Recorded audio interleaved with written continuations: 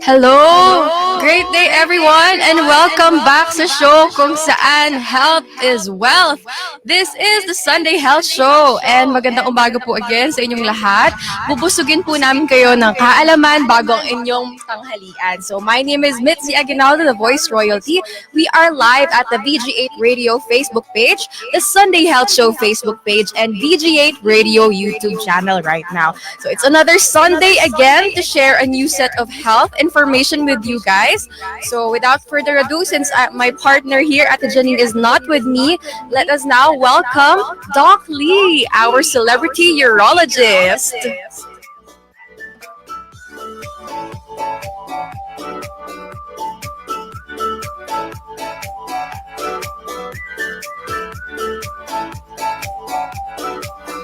Hello. Yes, ayan po. Rinig na po kayo. Good morning, Doc. Good morning. Good morning. How are you, Doc? Yes, I'm okay. Of course, wala yung partner mo, si Ate Janine mo this Sunday. Oo nga po. Yes, and we're happy because this is the first Sunday of the month of May after Labor's Day, diba? Yes, that's right po. So, ano po, batiin po natin ng ating viewers kasi nakikita ko na po kanina, ang daming nagko-comment, Doc. So, okay, Alam mo, rinig niyo po Mitzi, ba ako, Doc? Oo, kanina nga, Okay, kala ko okay. pag yung entra mo, parang kakanta ka, may concert. Ang ganda ng ano ha. Ang ganda May ng background. mic. Ang ganda ng echo. Grabe, sabi ko, kakanta muna yata siguro. Siguro na next few episodes natin, kakanta muna ikaw bago din. Actually, Soon, Doc. sa ating mga nanonood ngayon, you have to hear Mitzi's voice. Maganda yan, di ba? Isa sa magagandang boses. Of course, maliban dyan, siyempre yung Ate Janine mo, di ba? Isa ring maganda rin ang boses. How can you be wrong? I always tell my two girls here sa ating mga audience, how can you not wake up in the morning? Ano ko na yan, tag ko na yan. Yes. How can you not wake up in the morning seeing two beautiful hosts, 'di ba? Gigising ka talaga sa ayaw at gusto mo, 'di ba? Pero sa ating mga 'di ba? Pero sa ating mga televiewers ngayon, magandang umaga po sa inyong lahat. Lagi na sinasabi ng aking partner na si pretty girl, baby girl, Mitzi, 'di ba? Na bago kayo mananghalian, makinig muna kayo sa mga kaaya-aya ang nakakatutong mga health news, mga health topics or mga new things that we want to share amongst our viewers, no? As what you're saying, Mitzi, no? Marami nang ko-comment. We have to be let's greet them. Opo. Greet them in the good morning, good afternoon, good evening. Kasi ang mga guests natin, international, ibang 'di ba? Yes, for our viewers, para sa kaalaman po nila, we have one guest overseas as an international, and we have also one from hindi galing sa Luzon, from Mindanao. So it's nice to hear their work from where they are po ngayon. So okay, batiin po natin ang ating comment section. Ito kay Miss Eileen Butel, good morning. Kay Mr. Jason Di Maano Flores, good morning po. Tinag niya si Miss Cheryl. Yes, hello po. Ang marketing po, si Miss Cheryl po at ang marketing head or ng ERA po. Yes, hello, opo. Cheryl, Doc Ted, Doc Jason. Opo. Diba? Si Jacob. Nandamo si Jacob. Oo nga po. Right. Ito, great day daw from Lance. Great day too. We have from Daasa, Tausnis the Second, if I'm not sure if tama po yung pagkaka-pronounce ko. Sabi niya, Huya, Brother Rondal Paraiso and Sir JOJO SAYSON of Project Michelangelo Foundation. Hasaad Sinsuat here watching from Cotabato City. Wow. Shout out to all the angels and heroes, board of directors, and as well as the volunteers of PMF. Keep safe and God bless always. Galing. #PMF. O, diba? So we have G-Bay Baguio. We have Miss Ailbray, May Aniel II, at si Sir Rondel. Nag-comment din po si Sir Rondel. Okay. Ay, Guest Sir po Rondel. namin siya later. Okay. Grabe, ang aga pa lang, Mitzi, ang dami na comment, no? Oo nga po. Shout out sa mga Mitzips. Yes, hi Junico. Siyempre, ang mga Ang fans presidente mo, po. presidente ng fans club mo, hindi mawawala yan. Oh. Yes. Okay po. So, So ano Doc, kanina 'di ba we have our sponsors and kung mapapansin mm, nyo, 5 na ang sponsors po natin. And ang bago po dating sponsor ay ang IRA. So ang IRA yeah. po, 'di ba Doc, Mm, this is the Emergency Rapid Assistance and we mm-mm. had them si Sir Jacob, ang COO ng kanilang company na magsalita po sa amin at i-share ang kanilang app. You So, can tell them, yes. Mitzi, a little about what's IRA. Oo. Yeah, so IRA is Maingay. actually an application. It is Mm-hmm. developed by the Home Defense Technology. This is the first all-in-one emergency app in the country that provides us with First. reliable emergency 24/7 kahit saan Mm, mang lupalo po ng bansa tayo. mm-mm. So, 'di ba? Dahil At madali, sponsor. oo, at Ano, yes, madali Doc, sorry. hindi, it's okay.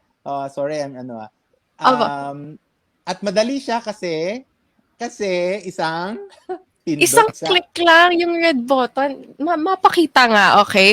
Guys, so mm, you just search sa inyong Google Play or sa inyong Apple Store. Apple Store nga ba? I forgot na. Sa iPhone, you just search ERA as in ERA SOS. Yan, pakita po natin ang spelling here. So, ERA SOS. Ayan, ito siya. ERA SOS app. Yan. Ayan guys, so there. alam mo, that's why Mitzi, I'm asking you to tell them a little about the IRA app kasi meron tayong IRA na hospital. Makala nila Mm. hospital. Oo nga. Mapunta sila sa Hindi po. di ba meron New Era? Oo, diyan sa Yes, Commonwealth. Baka opo. mapunta sila diyan. Hindi Yes. po, This hindi app po. naman, this is an emergency app. Like, just download it and Mhm. hayaan nyo lang dyan kasi pag may emergency cases, one tap nyo lang ng red button, may agent na pong sasagot. As in, subok na po siyang meron ng sumasagot agad. Kaya download the app, guys. You'll never know when you'll need it. Kaya it's better na prepared tayo. Plus, proven and tested na nga po siya again. Mm-mm. So, Because if you need ah, ambulance, if you need to go, some of your friends or relatives need to be brought to the hospital, wag naman sana, di ba? Or oo nga po. kung meron aksidente, you need the police. Di ba? I think Mhm. they told us, Mitzi, no, if I can remember, you can even have a lawyer, instant lawyer. Yes, opo, opo. Di ba? As in, they will guide you actually. Habang wala Oo. pa yung ambulance, as in, they are on call, they will guide you on what to do kung ano mang emergency case yung nasa harap mo. Oo, But, di ba? Ang galing so yan, no? download ERA SOS. Oo. IRA Okay. SOS. Alright, so we will be flashing our mechanics naman para sa ating prizes. Para sa mga gustong manalo ng health bundles. So, ito po ang ating mechanics. Okay.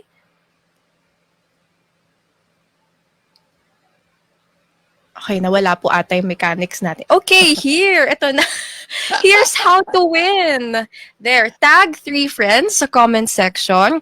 Share this live stream on your Facebook wall and support by typing hashtag The Sunday Health Show, hashtag Everyone Safe, and hashtag VG8 Radio. Only those, again po only those who will comment this completely, yung mga hashtag, yung i-honor po namin sa ating health roleta. And for those who were able to watch last time, we have presented yung health roleta live, as in doon po agad namimili. Ayun. So para walang bias or anything, ganon. Dati kasi sa comments lang hirap po mamili, at least ngayon roleta na lang siya na mamimili para sa atin.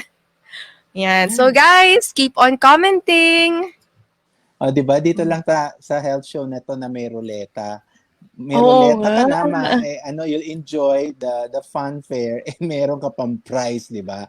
So wala talagang Tama. bias to, di ba, Mitzi? Baka sabihin nila, kasi kilala ni Mitzi, kilala ni Ate Janine mo, kilala ni Christian and Ivana. Hello, Christian and Ivana. They're all also our staff, ng That's team. right. Sabi, baka, ay, kilala lang yan kay nanalo. Di ba, Mitzi? Hindi. May roleta. Oo nga po. Okay, so sige, keep on commenting guys. Mamaya na po ako mag-a-add sa aming health roleta. Keep on yung mga hashtag namin. Don't forget, hashtag The Sunday Health Show, hashtag VG8 Radio, and hashtag Everyone Safe. Okay. So, for our next segment naman, punta naman po tayo sa COVID updates para naman po ma-update po tayo sa current situation or numbers ng ating COVID. Okay, so here it is. According to the data from Department of Health as of May 2, 2021, we have a total of 1,046,653 total cases. And right now we have a total of 72,248 active cases, while we have a total of 17,354 deaths. And of course, we have the recoveries. We have a total of 957,051. Okay guys, so please, let's be strict again. Lagi po namin pinapaalala sa inyo, maging strict po tayo sa health protocols. Huwag po tayo maging complacent. Unless, basta nandyan po yung virus at hindi pa nawawala, huwag po tayong maging complacent. Right, Doc? Yeah. Okay, syempre, andito na ang advice ni Kuya Doc. Lagi natin sinabi, Mitzi, last week kasi we had like 8,000, 7,000. I think it went down na from 10,000 na, no? Apo. We have like 2 or 3 days, I'm not sure if it's like around 8,000 to 7,000. But it was like, it's like playing around there, no? Kagaya ng nabanggit mo kanina, we should not be so complacent with regard to our health protocols. Still wear mask, face shield, and physical distancing, no? Importante yan, right. diba? Of course, lagi natin sinasabi, nasa MECQ pa rin tayo. Yes, no? yes. With a little leeway with regards to some of the business that we have. May spa na yata, di ba? May barber shop, pero 10% kanon. Then yung mga restaurant yata, Michi, 30% yan yata, yes, with all the health protocols. So, unti-unti, slowly that we will go there, no? We do not want the case that is happening in India, di ba? Nabalita mo, Oo nga, Doc. what's happening in India, like they have very large number of cases na umaabot na 200,000, tapos yung namamatay 3,000 plus, and they're cremating their deads outside, sa tabi-tabi. Tabi-tabi, nakakata. So extreme na po yung mga nangyayari. Kasi they have a double mutant variant, no? So we have to be very careful on that, no? Para hindi tayo umabot sa ganyan. Okay, Mitzi?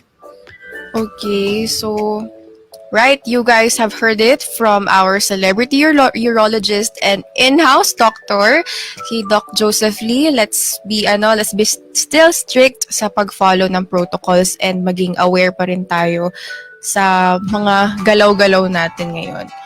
Okay, so wag na po natin patagalin pa. Let us now introduce our first guest, Dr. JOJO SAYSON. Okay. Our special guest has an outstanding roster of achievements and distinction under his belt. He is a doctor of manual therapy, a master of orthopedic manual therapy, and he has a Bachelor of Science in Physical Therapy and also a Fellow of American Academy of Orthopedic Manual Physical Therapists. He is also a Lieutenant Commander, Philippine Coast Guard Auxiliary, Air Group 107th Squadron, and a research scientist consultant / co-investigator for NASA IVD team. So guys, please welcome all the way from Illinois, USA, Dr. Joselito JOJO SAYSON.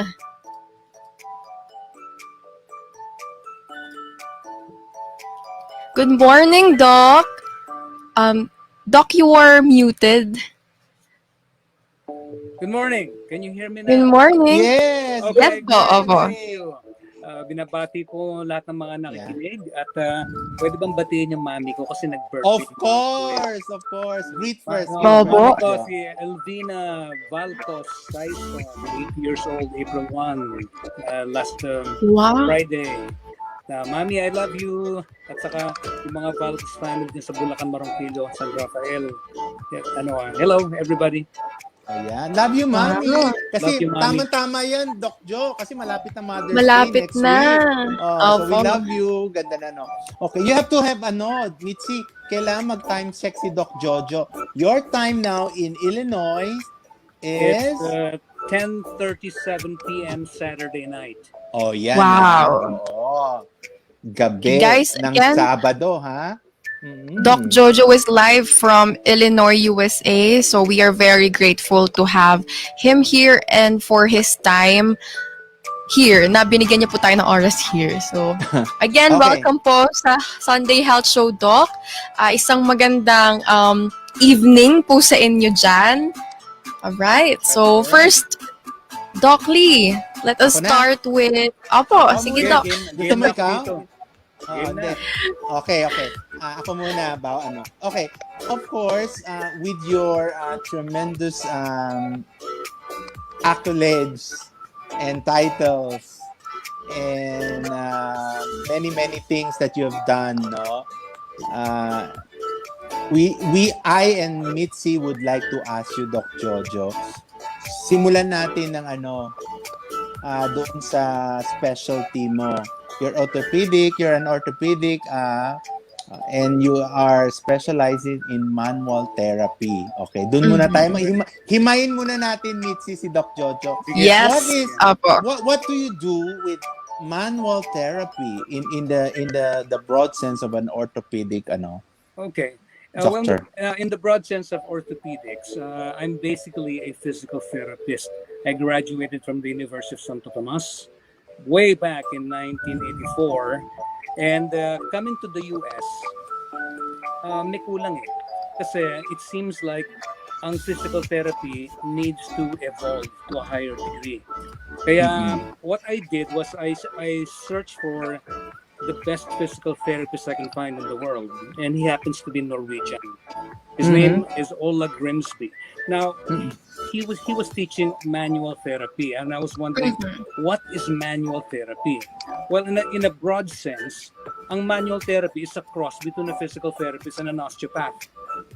But it's a marriage, a good marriage of academia and clinical skills.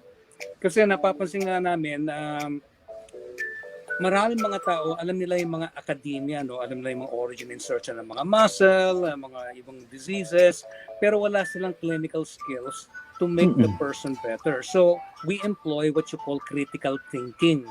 Kaya we are trained diagnosticians. We diagnose the exact musculoskeletal or neuromusculoskeletal problem, and we apply we apply the appropriate biomechanical energy para nag-heal siya. Kaya for the record, I'm the first Filipino orthopedic doctor of manual therapists in the world. Kaya I return to the Philippines once in a while to teach kasi this is a higher level. It's either you know it or you don't know it. Kaya ang very very rigid ang training namin sa how to analyze, how to do differential diagnosis, how to use palpatory skills and actually use this hindi massage kundi merong manipulation, mobilization, pero with the right indications sa contraindications. Kaya ang mga success rate is very very high. It also smashes the conventional times of the healing of people. Kung tawagin biomechanical energy ginagamit namin, ibig sabihin, we have to diagnose first. Kunyari, back pain, no? Typical. Kasi ang typical physical therapy, parang standard siya. It's the same things that's being done with the treatment.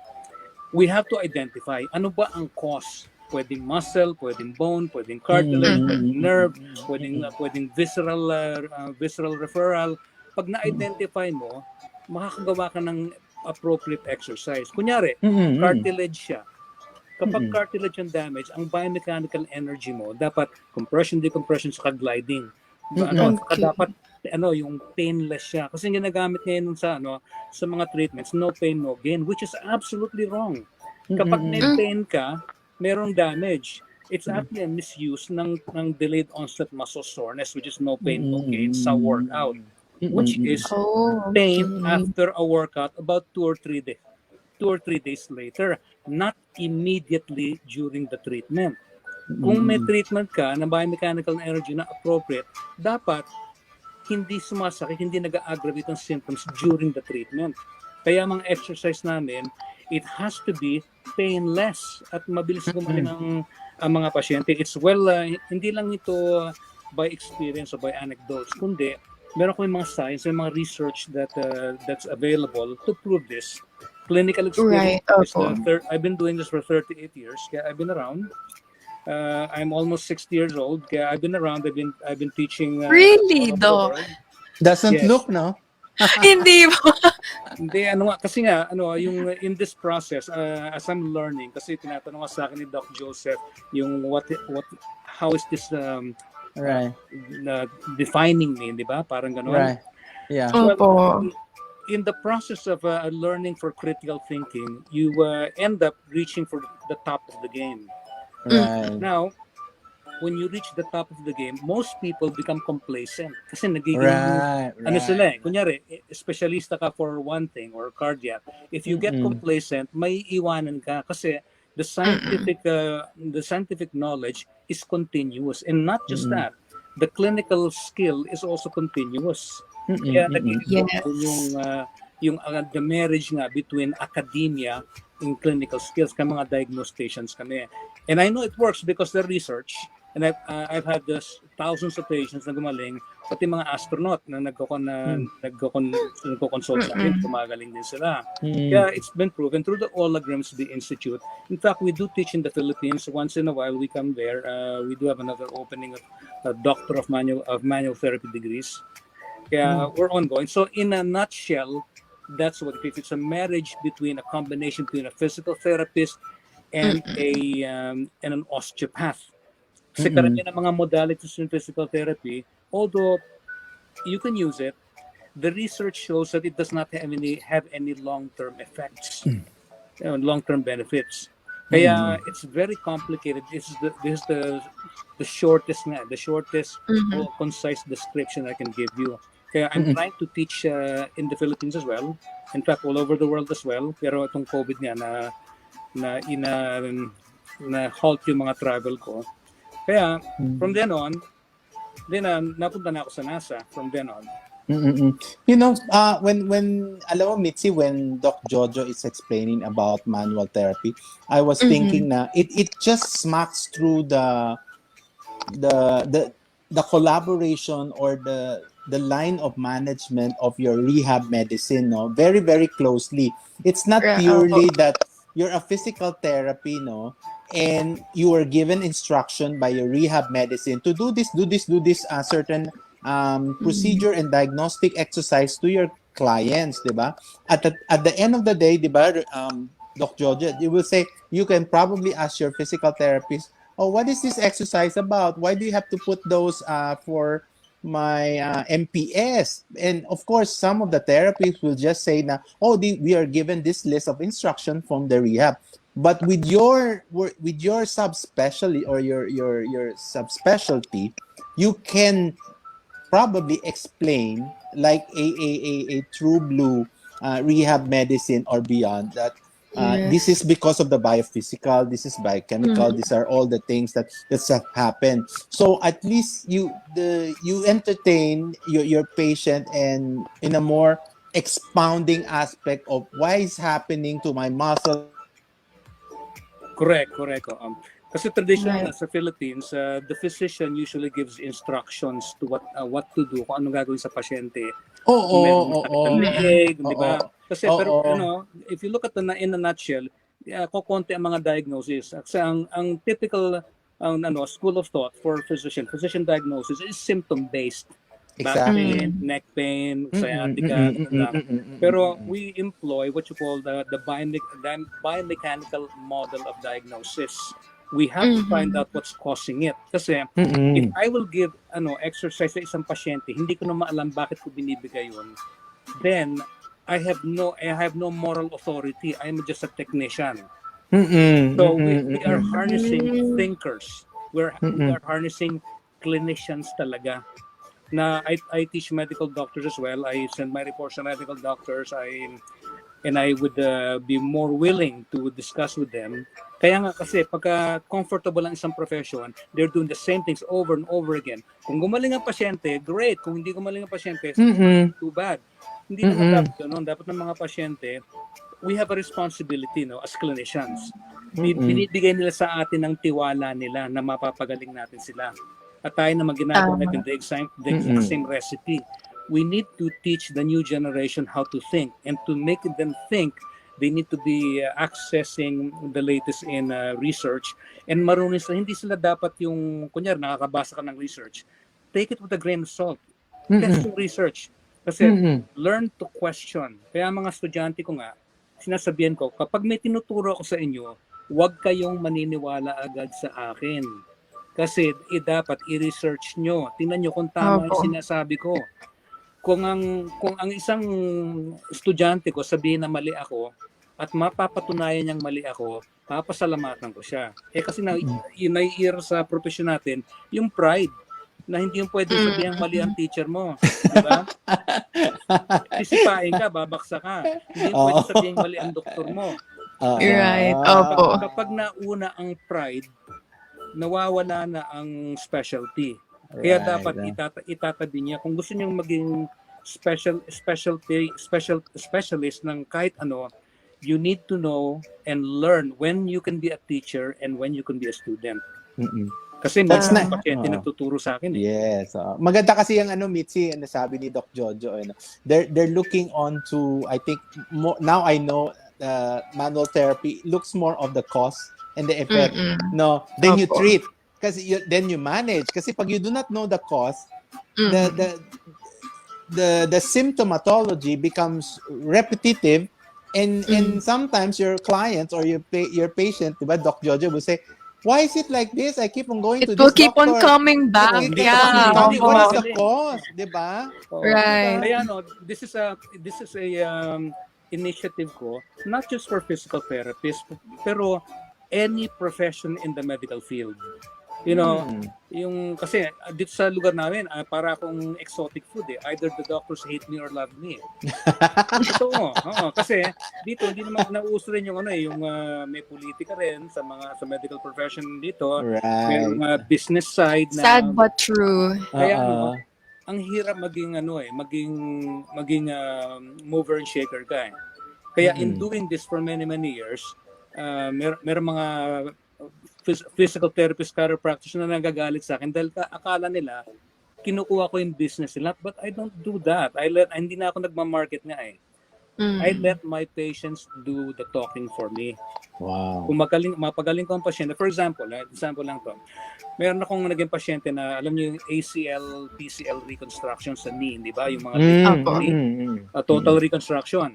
Ngayon, on an average, ang physical therapy rehab nito is anywhere from 7 months to 12 months bago makatakbo yung pasyente. 7 to 12 months, yun ang average.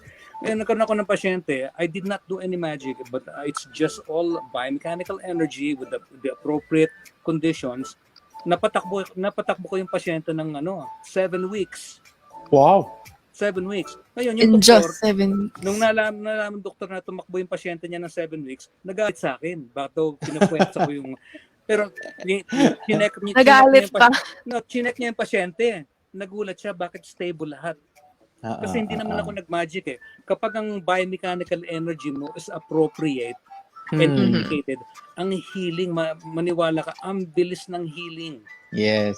Kaya yun it's just a typical example, no? Pero it involves not just biomechanical energy, kasi ang paggaling ng pasyente, 3 bagay yan eh.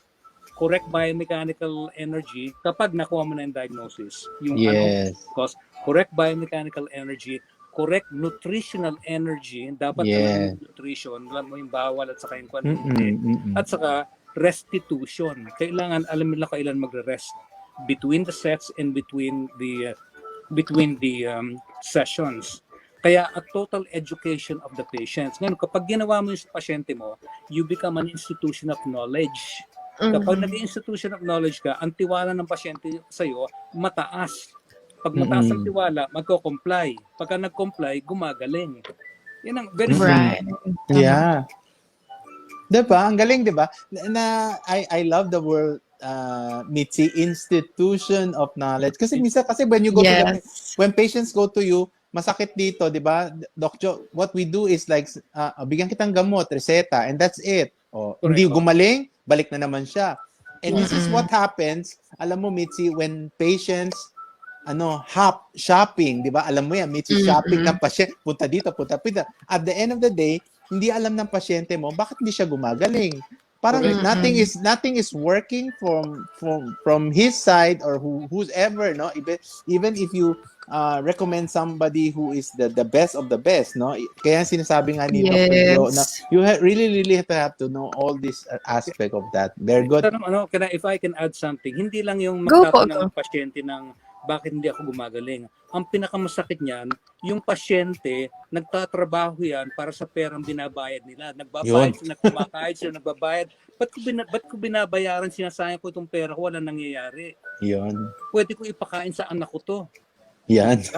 Yan ang nangyayari. Oo nga. Kaya Oo nga. yung profession natin to heal people is Opo. actually more romantic, no? Kasi as clinicians, we don't heal people. I do not heal my patients.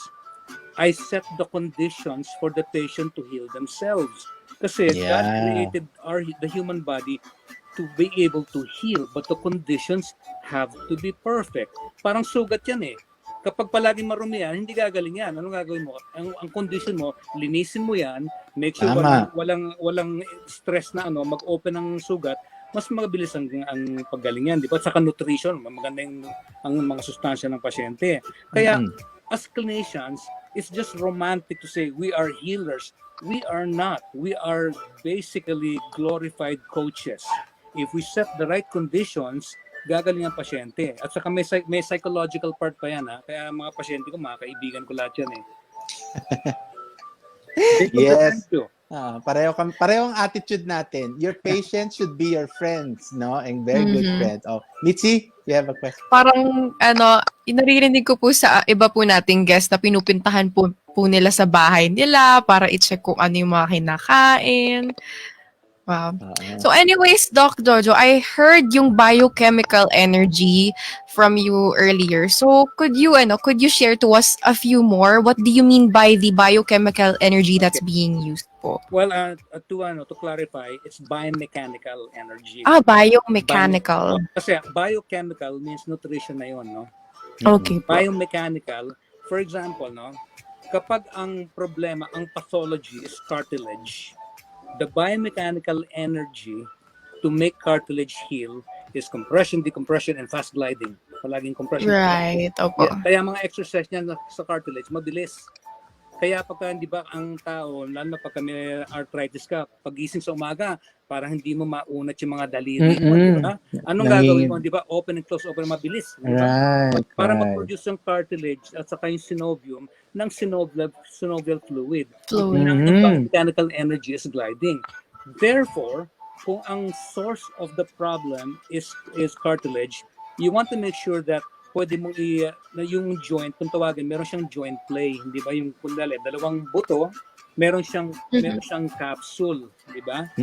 Parang yung pakpak ng manok, di ba? May capsule yan, no? Pagka stiff siya, kunyari pinrito mo yung pakpak ng manok, hindi mo na magagalaw yun, di ba? Yes. Fresh siya, nagagalaw kasi yung capsule pliable. Ngayon, ganun din ang comparison sa injury. Kapag may injury ka, because of swelling, inflammation as a response to trauma or infection, nag-scar yung mga capsule na yan. Kaya ang manual therapist naman, they need to know the palpation skills sa correct biomechanical pull. Yun ang i-stretch mo, correct dapat. That means within the physiologic limit, roughly about 3% of collagen deformation.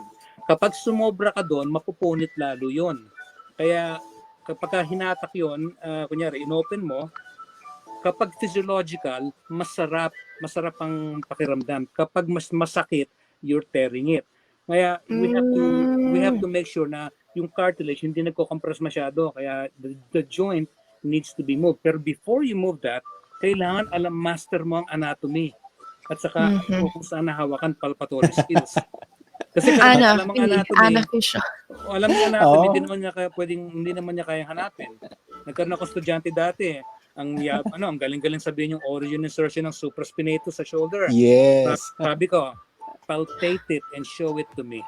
Hindi niya malaman kung saan napapalpate. Walang marriage ng academia at saka ng skills. Exactly. More on Exactly. theoretical ang nangyari, Doc. Parang mekaniko yan. Sabihin sa'yo, ang problema, nasa spark plug. O hanapin yung spark plug, hindi niya alam kung nasaan. Diba? Ganun So, yan. hearing yung yung pagkaka-explain po ni Doc Jojo. So biomechanical, it's more on biomechanical. Forces yan. Biomechanical Yeah, the forces. movement po siya. Am I right? Okay. Iba-ibang klaseng movement na yan. Kung balik tayo sa cartilage, kung ang problema mo cartilage, kunyari cartilage sa leg, sa back of the neck, tapos ang ginagawa mo, kinocompress mo palagi na hindi gagaling yan. Kasi lalo mo kinocompress kailangan mo i-distract siya at saka i-glide mo. Kaya kailangan alam mo kung ano yung pathology, kung ano yung gamitin mo. Kung may punit ka naman sa ligament, hindi yung pwedeng i-stretch yan. Dahil mo pupunit lalo yan. Kailangan modified tension, impulsive loading yon. Doon pumagaling ang ligament at saka tendon. Kapag puro stretch yung ginawa mo, patay. Lalo mong ipoprolong ang problema. Kakaroon ka ng more scar tissues. In a simple term, dahil ang mga audience natin, hindi naman lahat ay medical, at least, gusto ko malaman nila na merong scientific rationale ito. Hindi yung lahat sila pare-parehong kinukuryente mo yung pasyente, binibigyan mo ng hot pack, kung ano-ano, ultrasound. Kung pare-pareho lang, tapos yun lang, hindi ka clinician Kailangan hanapin mo ang source. Yeah. Magagamot mo yan. Ganun. It's like a difference, Doc Jojo, between a sprain and a strain and a fracture. Absolutely. Ano ba? Yung ligament ba? Yung cartilage ba? O yung bone na may problema? Kung kasi, pag hindi mo rin sure, where do you start to treat? You're even not sure which is the injury, right? Kung natin yung isang example mo, strain, muscle strain. Ibig sabihin nun, kapag tinignan mo sa microscope ang mga fibers ng muscle, may punit yan. Yun ang strain. Masakit yan. Ngayon, kung may punit siya at ang gagawin mo sa muscle, i-stretch mo lalong mapupunit. Diba? Stretch. Kaya, kasi traditional Yes, yes. Merong diagnostic skills yan para malaman mo kung muscle or not. Once you determine na muscle siya, ano ang magpo-produce ng protein healing? You have to contract the muscle without stretching it.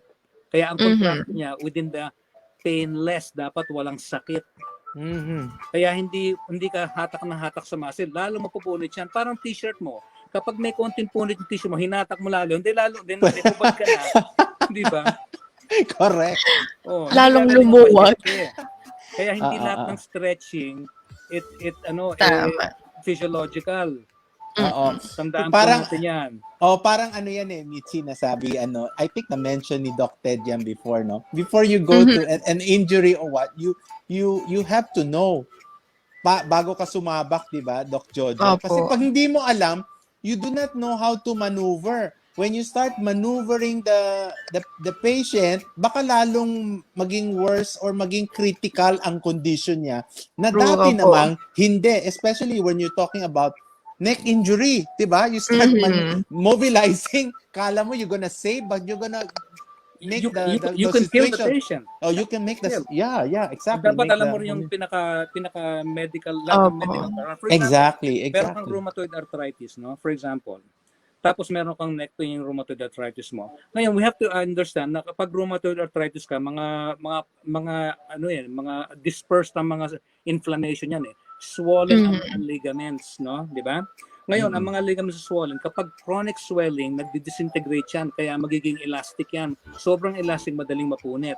Ngayon, what I'm saying about sa neck is because yung skull, C1, C2. Ang C1 sa C2 may connection niya na odontoid. Yeah. Meron ngayong ligament. Kapag minanipulate mo yan, hindi mo tinitingnan ng background ng pasyente, pwede mong patayin ng pasyente. Kasi pag nalagot yung ligament na yun, pwede tumama sa spinal cord, patayin ang pasyente. Kaya, the procedure of, for example, manipulating yung high velocity thrust yung leg, the manipulation itself is actually good. Yung mga lagutok, yung palagutok, it is actually good. Ang problema, yeah, it is good, but Favorite ko yan, Doc, mga ganun. Natuwa, yung mga ganyan-ganyan. no, pero may condition yan. It has to be on the right indication. Kasi kapag ginamit mo sa contraindication, lalong magagrabe ang pasyente mo at pwedeng mamatay ang pasyente mo kung tinamaan pa yung spinal cord or napunit mo yung vertebral artery. May stroke yan. Dun sa opisina mo. Kaya the diagnostic skills is they're very precise. You need to know the pathology kasi you might end up applying something that can be worse for the patient. Pwede mo siyang mapatay. Di ba? Kahit gamot yan, hindi pwedeng bigyan ng gamot kahit you have to know what are they taking kung medical ka. Baka meron complication ng mga gamot, di ba? Pwede mangyari 'yon. Right? Opo. Okay. Sige, yan. Nutshell lang yan kasi napakalaking topic yan eh. Oo. Alright. Okay. Sige. So, tatanungin ko, ako magtatanong, baka itanong mo yung Pamde. No, kasi, di ba, Mitzi, we're so amazed with his Doc JOJO's CV. And we are wondering, what is your involvement with NASA? Anong ginagawa ng isang Doc JOJO sa NASA? Di ba? Parang Mitzi, malay mo kami ba ni Mitzi pwede mag-apply? Joke lang. So, how did you went there? Who invited, or you were invited by NASA? And what are you doing in NASA, and what is your experience with NASA? Okay, great. Ang magandang katanungan niyo kasi palaging tinatanong sa akin ng mga estudyanteng physical therapist. Marami kong mga messages. Doc JOJO, how do I apply to NASA to work with the astronaut?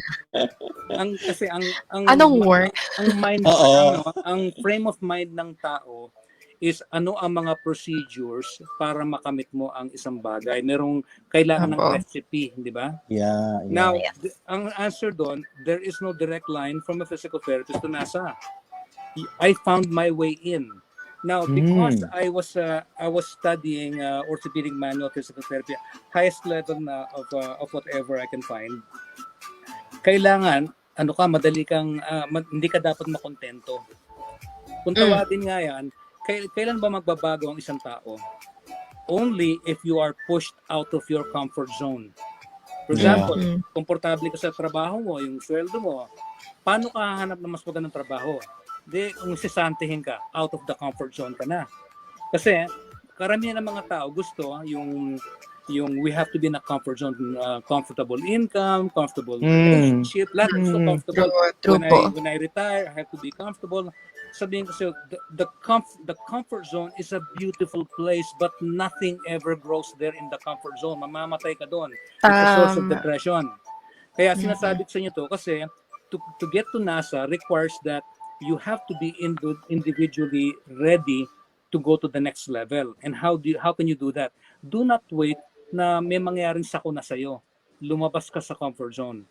Kaya ang ginawa ko, from studying orthopedic manual physical therapy, nagtuturo ko all over the world, na I needed to know more. Kasi sayang yung binigay sa ating utak ng Diyos eh. Sayang kung hindi mo gagamitin. Kaya naghanap ako, parang aakit ka ng bundok eh. Nakit ko na yung bundok ng manual therapy at saka yung mga related sciences noon. Imbis na, wala na maakit ng bundok, nandun na ako sa tuktok eh. Anong gagawin mo? Hanap ka ng bagong bundok. Di ba? Exactly. Kaya I looked at NASA.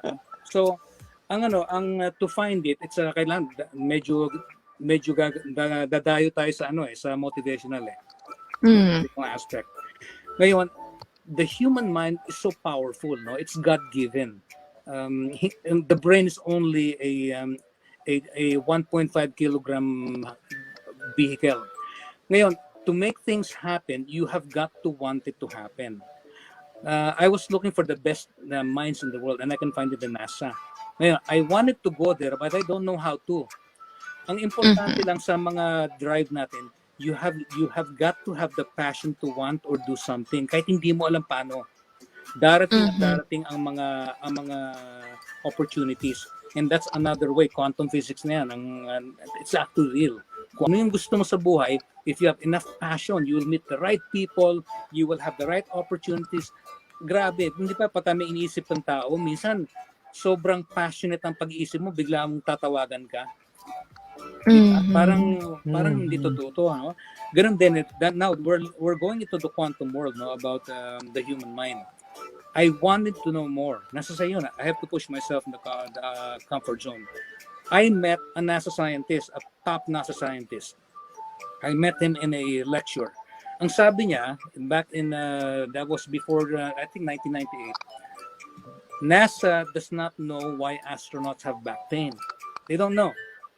Kaya nilapitan ko yung scientist. Now, using my knowledge in biochemistry, biomechanics, neurophysiology, I know a lot about the disc. Kaya I formed my theory. Sabi ko sa scientist na si Dr. Hargens, Dr. Hargens, I think I know why the astronauts develop back pain and herniated discs. Ang challenge ngayon sa akin ni Dr. Hargens, you have to write a scientific paper, a peer-reviewed paper. I've never written one before. Kaya I presented him with my theory. Nag-email ako sa kanya. Kaya you have to be aware kung ano yung mga be prepared na yung mga mamimit ng mga tao. I emailed him. Sabi ko sa kanya, Dr. Hargens, this is what I think causes the problem. Kaya gumawa ako ng paragraph. And then nag-reply siya, no. Ang mga tandaan niyo, ang mga scientists, mga no nonsense yan eh. Mga one-liner lang yan kung sumagot eh, 1 or 2 lines. Ang sabi niya sa akin, JOJO, this is good stuff. I will write it with you. Kaya I wrote this paper explaining the possible ways why nagkakaroon ng herniated disc at saka back pain ng mga astronauts from 1 gravity sa Earth to microgravity. It took me 8 years to write the paper to be published. 8 years. Wow. So, ang ano naman yun, the blessing nun is if you really want something so badly, na you're so passionate, you have to believe that you already own it. Darating ang mga opportunities sa'yo. Kaya within that period of time, ang pumayag na mag-co-write sa akin is a top NASA scientist. He allowed me to write on his coattails. When it was published, naging parang overnight rockstar ako sa NASA. Kasi ang paper ko is basically a NASA-supported paper. Kaya from that paper, nag-speech, nag-invite ako mag-speech sa NASA. And it was basically standing ovation kasi wala pang nag-describe mo. Bali, I'm the first author to create a workable theory why astronauts develop back pain in space. Kaya part 2 nun is that I was just volunteering my time. So I volunteered about 10 years of my life to research. Kasi wala naman akong bayad nun eh. I don't care. Kasi nakakausap ko itong mga matatalinong tao. Yes. Ngayon, tinawagan ngayon ako ng kasi I applied for the astronaut for 3 times. Kasi gusto ko maging astronaut eh. Nag-apply talaga ako 3 times pero hindi ako tinawagan ng 3 beses na yon. Tumawag sa akin si Dr. Hargens. Tinanong kung gusto raw niya ako maging part ng scientific team sa NASA. Kaya tinawagan ako ng NASA para maging scientist, hindi para maging astronaut. Kaya yung because of that research, ngayon na-inspire ang NASA, ngayon let's go further. Let's study the astronauts. Kaya ako naging pinaka-leverage na naging cause na i-test yung mga astronauts. So I worked with 12 astronauts for 10 years before and after flight na X-ray namin siya, na MRI, ako nag-test ng mga back strength nila. Kaya we've written so many papers and I'm still writing a new one. Kaya game changer siya. Kaya there's no direct path eh. You have to show NASA something that they don't have. Kaya it's not about paano ka makakapunta sa NASA. No, you have to really want to have it. You have to have anything in life. If you don't have the passion for it, it's not gonna work. I didn't know how to, pero dumating na yung mga opportunities na yan. And then I explained that in a 2-hour lecture sa mga motivational talks. So how it actually works. And this is something na hindi na science eh. It's beyond science eh. Kaya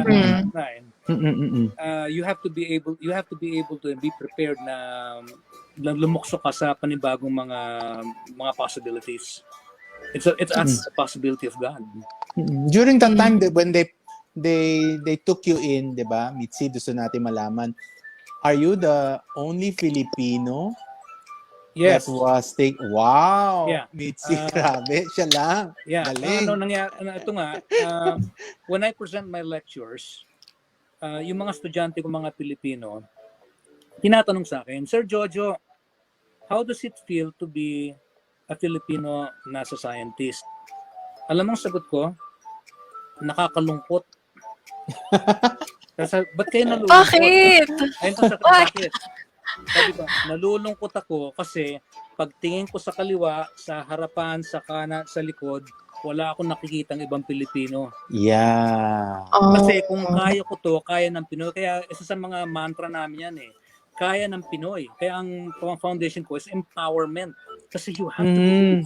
Kasi ang Filipino traditions natin, we are subservient Kaya ang mga Pilipino mabait, mapagmahal, mapagsilbi. Kaya kapag pumunta ka sa international cruises, puro Pilipino kinukuha nila. Hindi lang tayo marunong magsilbi. Mautak ang mga Pilipino kaso iniisip natin, pananiniwalaan natin, hindi natin kaya. Kaya kasi meron tayong self-defeated attitude. Yeah.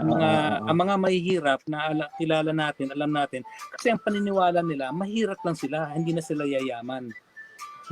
Kahit ang isang mahirap, nanalo ng malaking salapi, nangyayari yan dito sa US Mga 1 out of 10 million lottery winners, mga 1 lang 1 or 2 out of 10, after 1 year, mayaman pa sila. Mga 9 out of 10, baksak sila. Mahirap ulit sila after 1 year. Isipin mo, nagkaroon ng $1 million ng isang tao, bakit siya naging mahirap ulit? Kasi ang mindset niya, mahirap pa rin siya. Hindi siya marunong hindi niya alam i-manage ang pera niya. Kasi mahirap pa rin siya Kaya ang mindset is so important. Kung ano yung ang mga Pilipino gusto kong iangat natin hindi dapat ang self-defeated mentality. Dapat, kailangan natin na mapaniwalaan natin mga kabataan na kaya nila. Yes. Diba? This is where papasok yung, sorry Doc. Hindi, nasingit ko. Hindi, para maano yung generation ni Michi. Yun na sinasabi, Doc Joe Kasi lagi natin sinasabi, the voice of the Filipino is not worth listening if you are amidst Europeans o mga puti. Di ba, Doc Jojo? Pag nakita ka, who is this person talking now in the podium saying these things and these things and this theory? Di ba? Di ba? Siguro alam mo yan, Doc Jojo. Magbubulungan yan right and left. Who is he? What country? Di ba, Mitzi? When you go abroad, ganun ang Kasi I had experienced that when I was training in New York. Parang, sino ba to? Who's talking? He's Asian, hindi lang Asian. Pagdating ng Asian, tatanungin niya, anong country? Philippines. May iba nga, hindi alam, where's Philippines? Diba? Diba? Ganon. So, our voice should be, lagi sinasabi, kaya when Doc Joy is listening para marinig ng ating mga viewers na sinasabi niya, we should not belittle ourselves and put our passions in a big picture. Kasi pag natingin natin, kahit na magaling tayo, Mitzi, minsan kasi lumiliit tayo. Ang tingin kasi ng mga banyaga, lagi, you're so small. You cannot, your height is this, and you cannot speak. What else can you say? Di ba? Tama yun, Doc Jojo? Correct. Kaya sa mga next generation mo, Mitzi, at saka mga children, is we have to change that mentality. Kasi defeated mentality Ngayon, kung sinasabi nga ni Doc Joseph, biniisip ng Pilipino, maliit lang ang boses, hindi natin kaya. Once a person believes in that, they are right.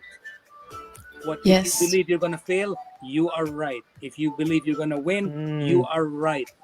Kaya ang lakas ng puwersa ng mind Yan ang tinuturo ko. In a way, it's not just telling people and showing people, yung kunyari, kung meron akong ginagawa na kasi ang mentality sa culture natin is meron tayong yabang mentality. Yabang mentality is look where I am now. May mga ganun, di ba? Yeah. Look what I'm with, Look at how much I earn. Meron alam ko na yan. Mentality.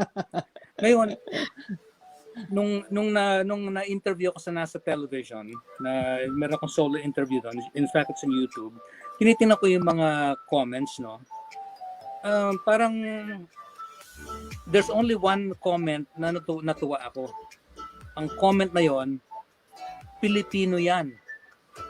Mm-mm. Oo. Kasi Yun, of kailangan course. itayo ang bandera. Alam niyo ba ganun kataas kung tinayo ang bandera natin? Mm. Physically, kasi kailangan merong physical, hindi ba pagka sumusugod sa gera, kapag ang bandera na natin, ang banderang sumusugod, natumbayan, atrasa na. Pero kapag ang bandera ng sumusugod, nakataas, sumusunod, di ba? Ang representation, Yes, yes, yes, yes. napakalaki. Kaya, back in 2016, pinadala ko ang flag natin sa space. Ngayon, yung pinadala ko Wow. sa on my own yan, I took volunteers, hindi sa NASA yon. I got volunteers. I didn't know how to do it. Kasi sa 1 year before, ang dream ko, I need to put the Philippine flag into space. And I believe it had already happened. Pero wala akong mga materyales wala akong pera, wala akong rocket ship. I believe in so much na I met the right people, nakamit ako ng isang high altitude balloonist na nag-volunteer siya ng time. Kaya yung high altitude balloon, weather balloon, sinabit namin yung flag doon. And nasa YouTube yan. Pinadala ko ata sa iyo, Mitch, yung YouTube. Pinadala ko na meron kaming film, sa kami telemetry kami, umabot sa space yung Philippine flag. Now, every single time I show that movie to children, kahit sa Mindanao nga, pinapakita ko, nakikita ko tumutulo ang luha ng kabataan. Hindi na sila makapaniwalang ang Philippine flag nasa space. Representation yan eh. Kaya as Filipinos, you and I and everyone else, we need to make the representations to our children. Because that is the future of tomorrow for our children eh. Kung gusto mo mga subservient lang sila hanggang tagalinis lang tayo, hanggang tagasunod-sunod lang tayo, then it is.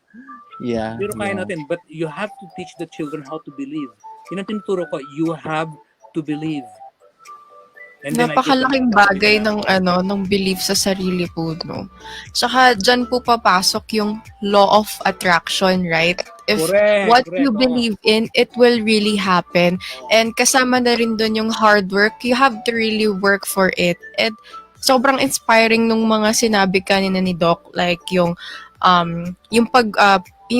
pag-work niya sa NASA, he really, it was his way in. He did his way in as in pure hard work siya. And yun, sana ma-inspire po yung ating mga viewers right now.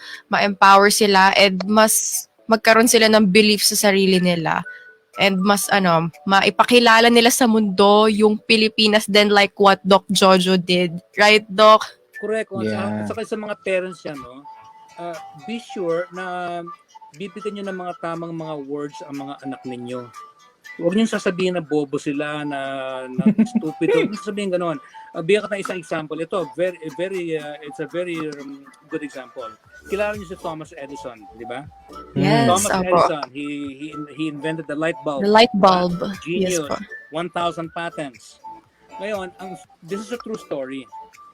When Thomas Edison was a little boy, hindi pa siya marunong bumasa, nag-uwi siya ng isang sulat mula sa teacher niya. Sabi niya, Mom, my teacher wanted you to have this letter. I don't know what it means. Yung mother ni Thomas Edison, binuksan niya yung letter, tapos umiyak yung mother. Sabi ni Thomas Edison, Mommy, why are you crying? Sabi ng mami niya, the teacher said, Thomas, that you are so brilliant that she cannot teach you because you are so advanced. We have to find another school. Kaya natuwa si Thomas Edison as a maliit siya na in-appreciate siya. Ngayon, fast forward, namatay na yung nanay niya. No? Fast forward, inventor na siya. Ngayon, nililinis niya yung bahay ng nanay niya. Nakita niya yung letter na yon. Tinago ng nanay niya. Alam mo nakasulat doon? Dear Mrs. Edison, your son is stupid, he can't learn, he's worthless, and I don't want him in the school. Find him another school. Just imagine, kung sinabi ng nanay niya kay Thomas Edison na bobo ka, at yung bata yun naniwalang bobo siya, magiging genius ba yan? Yeah. Ngayon, yung bata yun, mahina siya sa school, pero naniniwala ang nanay niya sa kanya at sinabihan siyang matalino siyang bata, kaya niya to. Yeah. That is the power of believing in a child. Di ba? Yung I'm drive, really no? happy hearing this from Doc Jojo kasi alam niyo po ba yung ano po ba yun? Yung motivational, ay hindi, yung parang quote niyo po sa sarili, I forgot yung term, Doc Lee. Parang Ano yun? yung motto, ayun, Oo, motto. yung motto. Yung motto ko po actually is I can. I can. Like whatever this person can, I can also do that. Pero on my Right. time and on my, depends on how will I work for it. Grabe, I'm so really Empowering happy right words. now. It's very Opo. important to have the words to empower the child. And also visuals, no? Makita niya na yung Philippine flag, for example. Di ba karamihan ng mga astronaut na kilala ko, nung maliit sila, may mga visuals sila. Yung isang kilala ko, naglalaro siya ng mga rockets. Yung isang kilala ko na naging team member namin, dinala siya ng tatay niya sa NASA para manood ng rocket launch. Kailangan, you have to get involved with children. And we as a Filipino people need to do this to our poor children. Otherwise, they will grow up na poor din sila. Walang mangyayari sa buhay nila, baksak ang Pilipinas. You know, kasi Okay, nawala po si Doc Wala si, Lee. nag-freeze si Si, Okay. we are Ayan, we are uniquely ingenious in ourselves. But sometimes kasi sa ating kasi 'di ba, Mitzi, Doc Jojo, kasi nako-compare ka eh. Bakit hindi ka kasing galing niyan? Bakit hindi ka kasing brilliant niyan, like what Doc Jojo said? So you tend to diminish and degrade what you know, kasi we have to accept that each one has their own ability of geniuses, 'di ba? Meron kang alam na hindi niya alam. So you put that into action and into passion, gagaling ka na hindi ka pareho sa kanya, 'di ba? Mahirap kasi dito minsan sa atin, Doc Jodo, 'di ba? Gaya-gaya, gagayahin mo siya, gagayahin mo 'yon.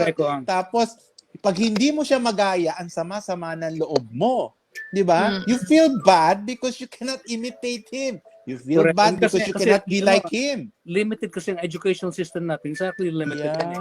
Kasi ginagamit natin ang IQ, the intelligence quotient, which is only limited to intelligence based on mathematics, based on linguistics, di ba? Yun lang, limited lang eh. Pero there are about 7 or 8 other levels of intelligences that we need to teach the children. Meron mga taong hindi magaling sa math pero ang galing sa ibang bagay, no? Meron, alam niyo ba yung mga Rain Man na hindi sila marunong ng social skills pero ang galing sa mathematics, ang galing sa ibang areas. Merong mga iba-ibang klaseng intelligence kasi merong si Mozart, that's musical intelligence. Merong yung mga basketball players natin, that's spatial intelligence. Merong mga naturalistic na mga indigenous tribe. Iba-ibang klaseng intelligence. Merong intelligence na interpersonal intelligence, which means na nababasa mo yung tao kung anong nangyari.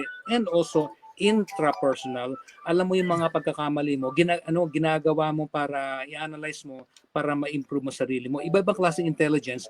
We need to teach the children there are different forms of intelligences. Kung ituturo ng school natin, 2 klaseng intelligence lang, talo na. At saka culture natin na we're comparing. No, kaya ang involvement ng parents it needs to be very high. Instead na sermon na nila yung anak, siyempre kailangan may konting sermon, tulungan nila. Hindi pwedeng sigawan lang ang bata tapos wala ka namang gagawin. You have to be actively involved. Kaya nga, it's a whole process from the children to the school system and to the parenting. Yes, ayan. Mitzi. Okay. So, kanina we have heard kay Doc Lee, he mentioned yung mga differences, ganyan. So, right now, ang pinaka-topic po namin for today, as you can see sa aming background, we have #Progeria. So, okay, today we are very grateful kasi nandito si Doc Jojo and he is actually the founder of the Project Michelangelo. So, Doc, could you share to us a few about what is Project Michelangelo all about? Okay. Project Michelangelo. I used Michelangelo. If you chop the word Michel and Angelo, Michel means like God. Angelo means angel. So ang patron saint namin is Saint Michael the Archangel. So the whole purpose of this foundation is we're not Santa Clauses. Kasi people think, tatawag sa akin, kailangan ko ng pera, pampagamot, ganyan. No, we are not Santa Claus. We are an empowerment organization. We will teach you how to believe in yourself, and pwede ka magpakain, pero we are not a feeding station. Kasi we believe na kapag mahilig tayo ron, di ba, naawa tayo, so we will feed people, di ba? We'll feeding here, feeding there. Now, remember the scriptural saying, if you give man fish, he will eat for a day. But if you teach him how to fish, he will eat a lifetime. Kaya ganun sa feeding. Pakainin mo, magkaroon ka ng feeding station, feeding lang, para na mamaya at saka bukas. Ganun na naman sila. Hindi na nabago, wala kang nagawa para baguhin ang kanilang pananaw sa buhay. Kaya empowerment, we're igniting the ability of a child. And it starts with us. We need to be angelic. I'm not saying feeding is bad. I'm just saying that it's incomplete. If your goal is to feed the people para meron kang pa-selfie or medyo nagaan ang loob mo kasi nakatulong ka, you're only benefiting yourself. That's so selfish. You need to extend that help to the future of that person. Pwede mong bigyan ng pera ang tao, 5 piso, 10 piso, 100. And then after that, paano na? Kung turuan mo paano gumawa ng 100 piso yan, na hindi nagnanakaw, di ba? Mas matutulungan mo. That's the power of motivation we're doing. So we're a motivational component. So primarily children, and then mothers and young women. Now to be specific, I established Project Michelangelo because of one progeria case in the Philippines in 2012. So wow, so meron pala here. It was actually inspired by a progeria child. Okay, so I think it's best we define progeria. All right, Doc. Okay. Now, progeria... Siguro, Doc, before we start, let us have them watch the video you sent to me so that our viewers will have a few idea before mag-start po sa progeria mismo. Okay, let's do it. Okay, guys. So, here is a video about progeria, guys. Yan.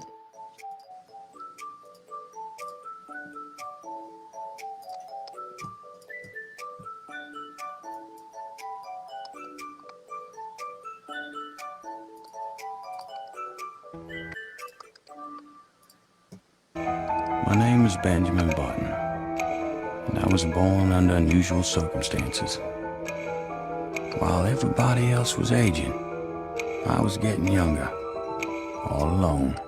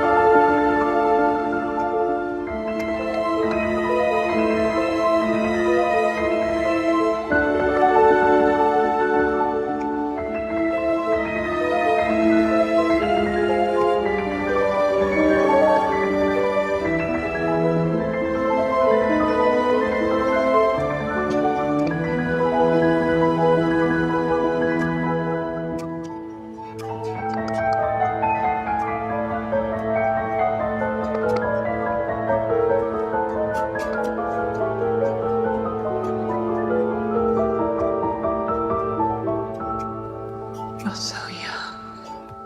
Only on the outside.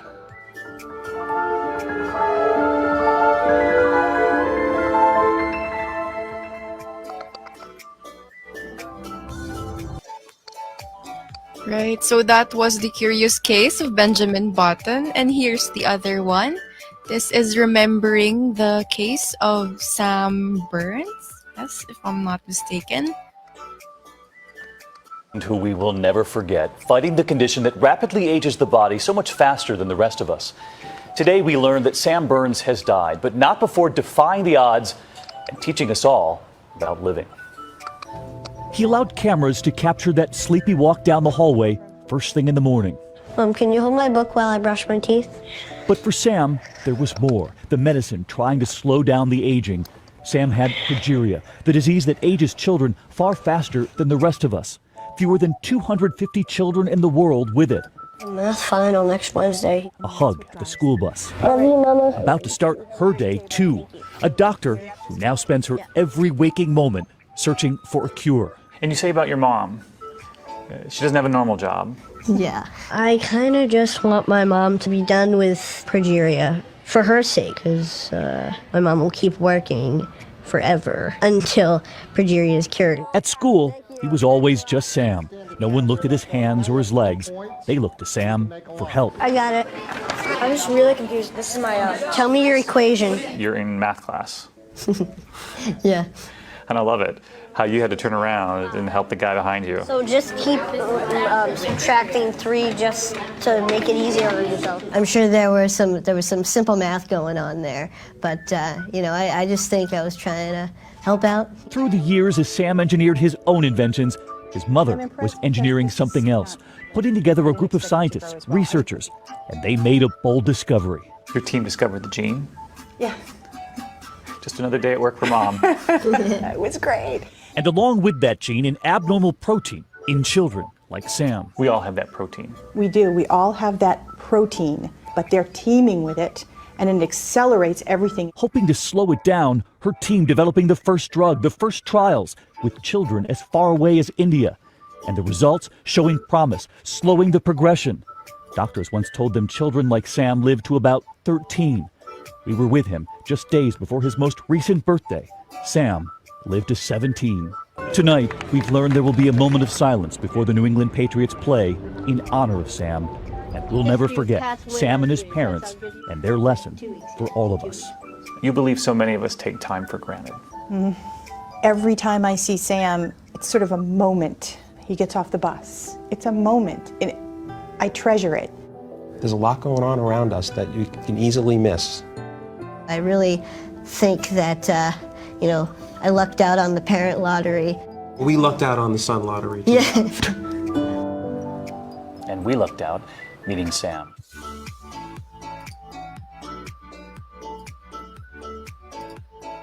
Okay. Wow. Medyo na heartfelt-ish ako doon while watching. Parang gusto ko umiyak. Natatahimik ako. Diba, Doc? Ito ang. Okay, you ready to tackle progeria? Philippines? Yes, Doc.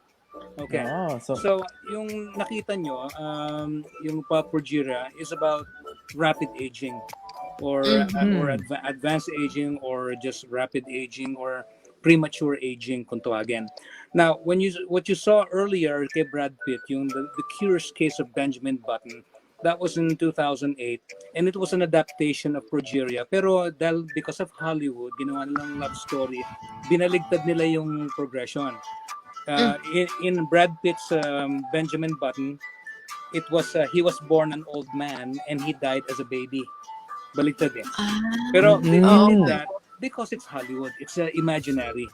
But the inspiration was progeria, in which the cause of the progeria, which is an abnormal gene, was discovered by Sam's mother in April 2003. Ngayon, nakita nyo si Dr. Leslie Gordon yung sa kaasawa niya, si Dr. Burns, siya, para silang physician. Nagkaroon silang anak na advanced, parang madaling tumanda. They didn't know why, wala silang makitang information. Kaya from Sam, nagkaroon sila ng inspiration para sila na lang hahanap ng explanation, cause, whatever is needed to save their son. Now, Sam Burns died when he was 17 years old, but we have to remember that for each year na nabubuhay sila, katumbas noon about up to 8 years of our time. Kaya ang 8-year-old child is 64 years ang katawan nila. Just imagine, very accelerated. And I found a progeria case in the Philippines back in 2012, the summer of 2012. It was referred to me by a contact at ABS-CBN one time. Sabi ko nga, puntahan natin yung bata. Ngayon, nakita ko nga yung mga features at walang mga tumutulong na sa bata. Wala naman akong maitulong kundi ang mabuti gumawa ako ng foundation. Kaya nag-start ako ng foundation to be angelic, to be like an angel on earth for this child. And then from then on, nadala namin yung Rochelle ang pangalan niya. Wala na si Rochelle, namatay siya ng kailan ba siya 2016 namatay si Rochelle. Doc Jo, Yeah. Doc Jo, before you continue, I just like to ask, yung sinasabi mo walang tumutulong, nobody knew her case or she was of low income na hindi madala sa hospital, di ba? Mitzi, usually ganyan. Or Correct. talagang, kasi sometimes, alam mo naman, pag nasa probinsya tayo, di ba? Correct. Sasabihin nila, naku, napaglihiyan sa ganyan, kaya Correct, ganyan ang correct. naging itsura ng bata, di ba? Oo. It's correct, tama ka. Walang mga tumutulong kasi mahirap sila, walang mga resources. At saka parang nagiging freak show, no? Yung Yes. yung parang ang kulang na lang dalhin sa perya yung bata. You see? Ayun. Kaya tao yan eh. Merong hindi siya laruan. Tama ka, at saka kung may mga tumutulong man, ano sila na-exploit yung bata. Na-exploit si Rochelle. Maraming mga kunyari magbibigay ng bahay or ng premyo or bibisitahin only to have pictures taken with her na ma-promote yung business nila, na-exploit yung bata. Okay. Kaya I pushed myself forward as the protectorate of this child. Medyo nahuli nga ako eh kasi medyo nagamit na siya ng mga ibang mga tao na take advantage na. But anyway, to make things short, I was able to contact the Progeria Research Foundation. Meron pala noon. Yun nga, yung mother ni Sam Burns. Nadala namin, Project Michelangelo, nadala namin si Rochelle sa Boston.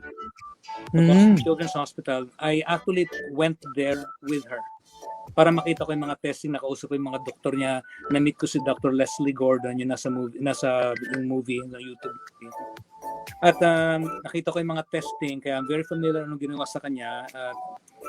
Dahil it's so rare, about 200 to 250 children out of 7 billion in the world. Wow. I was able to gather some donations, at least may protection na, no? Yung kapag merong gustong gumamit sa kanila, naharang ko.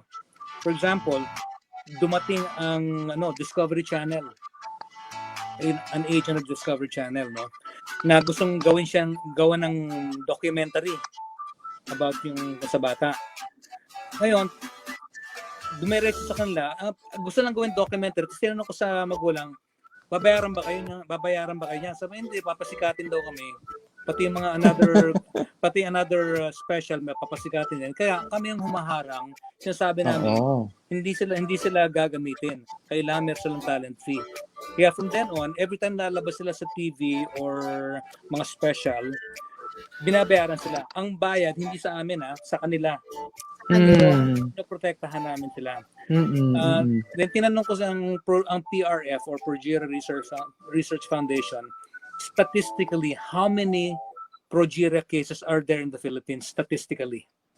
Binigyan nila ako ng number. 6. That was 2012. There should be 6 in the Philippines. You know what? Hindi ko alam paano hahanapin ko yung 6 na yun. Pero like what I told you earlier, ang pangako ko, I will find them. I will find them. And I believe I will find them. Na-discover namin sila lahat. 6 sila. Through yung mga grapevine, to whatever sources, I believe makukuha namin. Kaya pinagsama-sama namin sila, naging protectorate kami. And unfortunately, 2 na nawala sa kanila because yung isa, matanda na si Rochelle, and then saka na-late na kami. Yung isa naman, we got there a little bit late na, masyado nang malnourished yung bata. Pero at one time, napagsama-sama namin at least yung 5. Si Rochelle, nabisita ko pa dati. We've helped. Ang nakakaawa ang story ni Rochelle in the meantime. Kasi hindi ba sinasama yung mga pamahiin? It happened to Rochelle. Nung pinanganak siya, iniwanan sila ng tatay niya dahil masamang daw sa demonyo daw, mga pamahiin, iniwanan sila. Ngayon, itong si Rochelle na to, mahal niya pa rin tatay niya kahit iniwanan sila. Ang gusto niya ni Rochelle, kasi gusto kong bigyan sila ng wish, kung kahit ano man yun, gagawin namin kahit paano. Ang wish niya, gusto niyang makita ulit ang tatay niya, gusto niya magsama-sama sila, ang mga kapatid niya, at makapagbakasyon sila sa Boracay ata na punta, na gustong pumunta. Alam mo, pinaniwalaan ko yun, pinanindigan ko, sabi ko, Rochelle, hanapin natin yan. Napagsama-sama namin sila. Nakuha namin yung tatay. Kasi pinagbubuhatan ng kamay yung bata dati dahil sa demonyo daw. Dito ka mamamanghanga dahil nung natagpuan namin yung tatay, yung kanang kamay niyang humahampas sumasampal sa bata, naputol yung kamay ng tatay. Naputol. Bakit? Nakipag-away, tinaga. Isipin mo, ano ba siya? Coincidence ba siya? Ang kamay na nakit sa bata naputol. Parang naging penitensya ng tatay.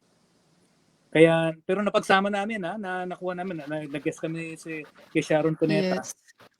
Kaya maraming magandang mga pangyayari nangyari. Kaya nga lang kulang ang time natin sa show para i-put sa inyo lahat. Pero yun ang mga inspiration namin. Ngayon, apat na lang sila. Pero meron kami isang case na siguro ikukwento sa ni Rondel, yung isang guest natin, na isang hindi mukhang full-blown progeria. Kasi meron mga progeroid cases, kung tawagan progeroid, hindi fatal. Pero may mga medyo kahawig sa genetic mutation. Kaya yun ang pinaka-overview niyan. I just want to ask, Mitzi, with your indulgence, how did Doc Jojo got the data with regards to this 6? Now there is 4. Who gave you this number of individuals with progeria? Kasi iniisip ko ngayon kung sa atin mga Alright. Wala. Mitz. Medyo nagsiskip lang po ng audio. Ayan. Oo, 'di ba? Saan natin siya i-classify na department, pediatrics or ano? Kasi minsan 'di ba, hindi alam ng ano. So, where did you got the data of the the 6? Yeah, the data is actually from the Progeria Research Foundation. I asked, all right, what is the kasi may mga computations sila. Kasi ang incidence nito is 1 out of 4 million live births, or 1 out of 20 million children may progeria. Ngayon, to have an idea, ano yung 1 out of 4 million births? Ang incidence on, ano ang incidence na tatamaan ka ng kidlat? Alam mo ba? 1 out of 100,000. 1 is to 100,000 tatamaan ka ng kidlat. Pero hindi ka tinatamaan, di ba? Dahil, sabihin, 1 is to 100,000, medyo mahirap nang manalo ka noon. Pero ito, 1 out of 4 million births and 1 out of 20 million children. Kaya may mga numbers and computations, mathematics na. Kaya ang binigay sa akin, kasi ako nagtanong, how many progeria cases should there be in the Philippines? Kasi inisip ko rin, matagal na, hahanapin ko yung iba. Somehow, hahanapin ko. I don't know how, I didn't know how, pero makikita ko sila, natagpuan namin sila. And who knows, nananawagan din kami kasi baka may mga batang may progeria sa Pilipinas pa. Baka meron pa na mga nakatira sa bundok, hindi alam ng mga magulang. Matutulungan namin through our foundation na ma-connect namin sa Progeria Research Foundation. Kaya kung meron kayong mga nakikinig sa atin, Mitch, kung meron silang makita mga batang mga parang progeria, ang suspecha nila, kontakin lang ang aming Philippine Executive Director, si Mr. Enrico de Guzman. Siya ang ating head sa Philippines. I think he's listening right now. Mr. Enrico. Where can we reach Mr. Enrico po for our viewers? Here on Facebook, you can just plug Enrico L. de Guzman.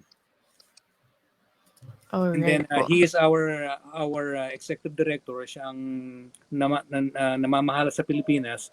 Siya ang ating pinakamataas na official ng Project Michelangelo Foundation. Kaya nananawa ko, baka merong pang bata dyan may suspecha kayo, i-connect nyo sa amin at tutulungan namin kayong bigyan ng liwanag kung progeria ang anak niya o hindi. Kung progeria nga, gagawa namin ng paraan para matulungan. Yes po. How can we Okay. can you give our viewers in a nutshell how does physically a progeria para makita mo na uy mukhang progeria ito or a premature aging Ang description kasi merong ang pinaka-mainam noon is external, kung ano yung nakikita natin sa labas. Ang mga batang ito ay tumatanda dahil nga sa isang genetic mutation sa gene. Hindi siya inherited. Kasi siya, aberration siya kung tawagin, mutation. Hindi pa natin alam kung ano ang sanhi noon, bakit nagkakaroon ng mutation. Pero ang pag-mutate niya is nagkapalit lang. Alam niyo ba yung DNA natin, di ba? Parang hagdanan yung napilipit. Di ba? Right. Yes po. Ngayon, we have 23 pairs of chromosomes. Ang nagkamali lang ng yung mga may purines sa pyrimidines kung tawagin, yung Yes po. yung AGCT, may mga combination yon. Nagkapalit lang yung cytosine at saka thymine. Nagkapalit lang sila. Isang palit nun, What's the cause of that, Doc? they don't Yung know. pagkakapalit. Yung mutation, they don't know. It's called a point mutation, autosomal dominant. That means isang magkakamali sa isang gene lang, sama sa parang domino effect na yan. Lahat na. Ang cells ngayon, nagpo-produce ng isang protein called progerin. Kaya doon nga nanggaling yung term of progeria.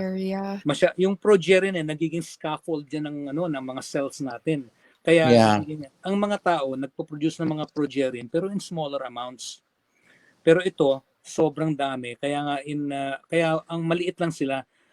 Within mga 1 to 2 years, kalbo na sila. Nag-iiba ng itsura nila. Parang malaki ng ulo, maliit ang liig, maliit ang panga.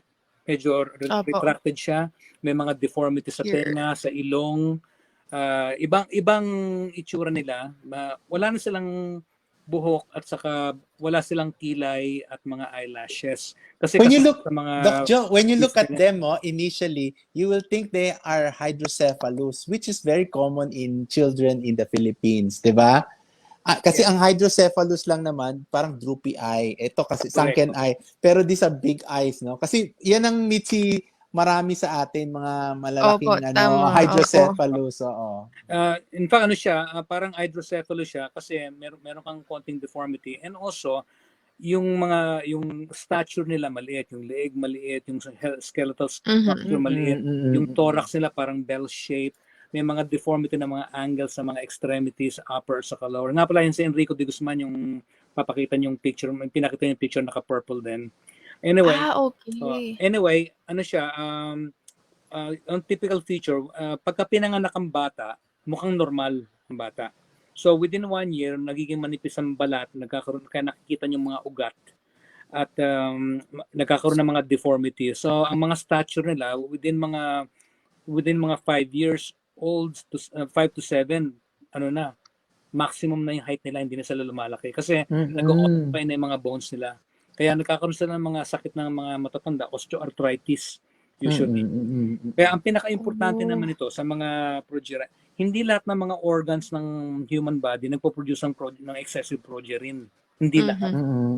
For example, the brain. Kahit maliit yung brain nila, normal yan. Matatalino ang mga batang ito. Ang mga inaalagaan namin, mga honor yan. Kaya kita mo si Sam Burns, nagtuturo ng mga equation. Hindi, Oo nga po. ang mind nila, at saka ang mind nila is in accordance with their age. Kaya matalino siya. The kidney, liver, hindi masyado na-affect yan. Endocrine system, kaya nagkakaroon pa ng menstruation yan. May endocrine system pa Kaya there are certain parts na hindi na-affect masyado ng progeria. Yung mga musculoskeletal, mga blood vessels, yan ang pinaka-delikado. Kaya ang typically, masyadong nag-harden ng mga blood vessels na maliliit na nga, hindi pa compliant. Kaya karamihan, ang source ng end ng buhay nila is heart attack or stroke. Pero sa mga batang nakikinig na may progeria or mga magulang, hindi namin kayo tinatakot dito. Na hindi namin kayo binibigyan nasirain ng kalooban nyo. Dahil ang sabi nga sa akin ng una naming progeria, hindi ko masasabi kung hanggang kailan ang buhay nila. Dahil ang Diyos lang ang pwede magdikta kung gano'ng kahaba ang buhay mo. Sa ngayon, meron ng drug, kung ang name is Lonafarnib, which is part of the clinical trials. Na-approve na ng FDA ito, ng Federal Drug Agency. No? Itong drug na ito, it actually makes the progeria children better. Yung mga system nila, mga heart nila, mga blood vessels. It cannot reverse the progeria, but it is life extending. To what extent, we don't know. And I pray to God na ang lifespan nila talagang as normal as possible. Kaya yung mga nakikinig na may, kasi I'm sure may mga nakikinig siguro baka may progeria. Kung may progeria ka man, iho, hindi kita tinatakot. Dinidescribe ko lang ano nangyayari sa buong mundo, pero tutulungan namin kayo dahil may mga gamot na pwedeng maging mahaba ang buhay niyo, dahil ang buhay natin, ang buhay ko hindi, wala naman akong katiyakan buhay ako sa makalawa. Pwede akong masagasaan, di ba? Pwede akong mahulog sa balon, di ba? Pwedeng hindi natin ma-predict. Kaya ang pinaka the most spiritual part of this is that God never makes mistakes. Yes. Kasi ang mga tao palagi sasabi ay nagkamali ang Diyos, di ba ganun? Kasi kinukumpara nila ang Diyos sa tao, hindi. Hindi marunong magkamali ang Diyos. Hinahayaan minsan ng Diyos na magkaroon ng mga differences. Kita mo, kung si Sam Burns hindi siya panganak, walang PRF, walang gamot sa mga progeria, walang mga information kung hindi pinanganak si Sam Burns. Kaya ang higit pa niyan sa science na nabidescribe natin is ano ang ginagawa ng progeria case na yan sa tao, sa mga kung tawagin nating normal. Ang mga batang ito ay mas kaya nilang buksan ang gates of heaven kaysa tayo. Kayang-kaya lang buksan yon. Kaya kung ang mga tao nga karamihan nagrereklamo, kulang ang pera, kulang ang pagkain, hindi masyadong maganda, sabihin mo ang reklamo mo sa batang yan.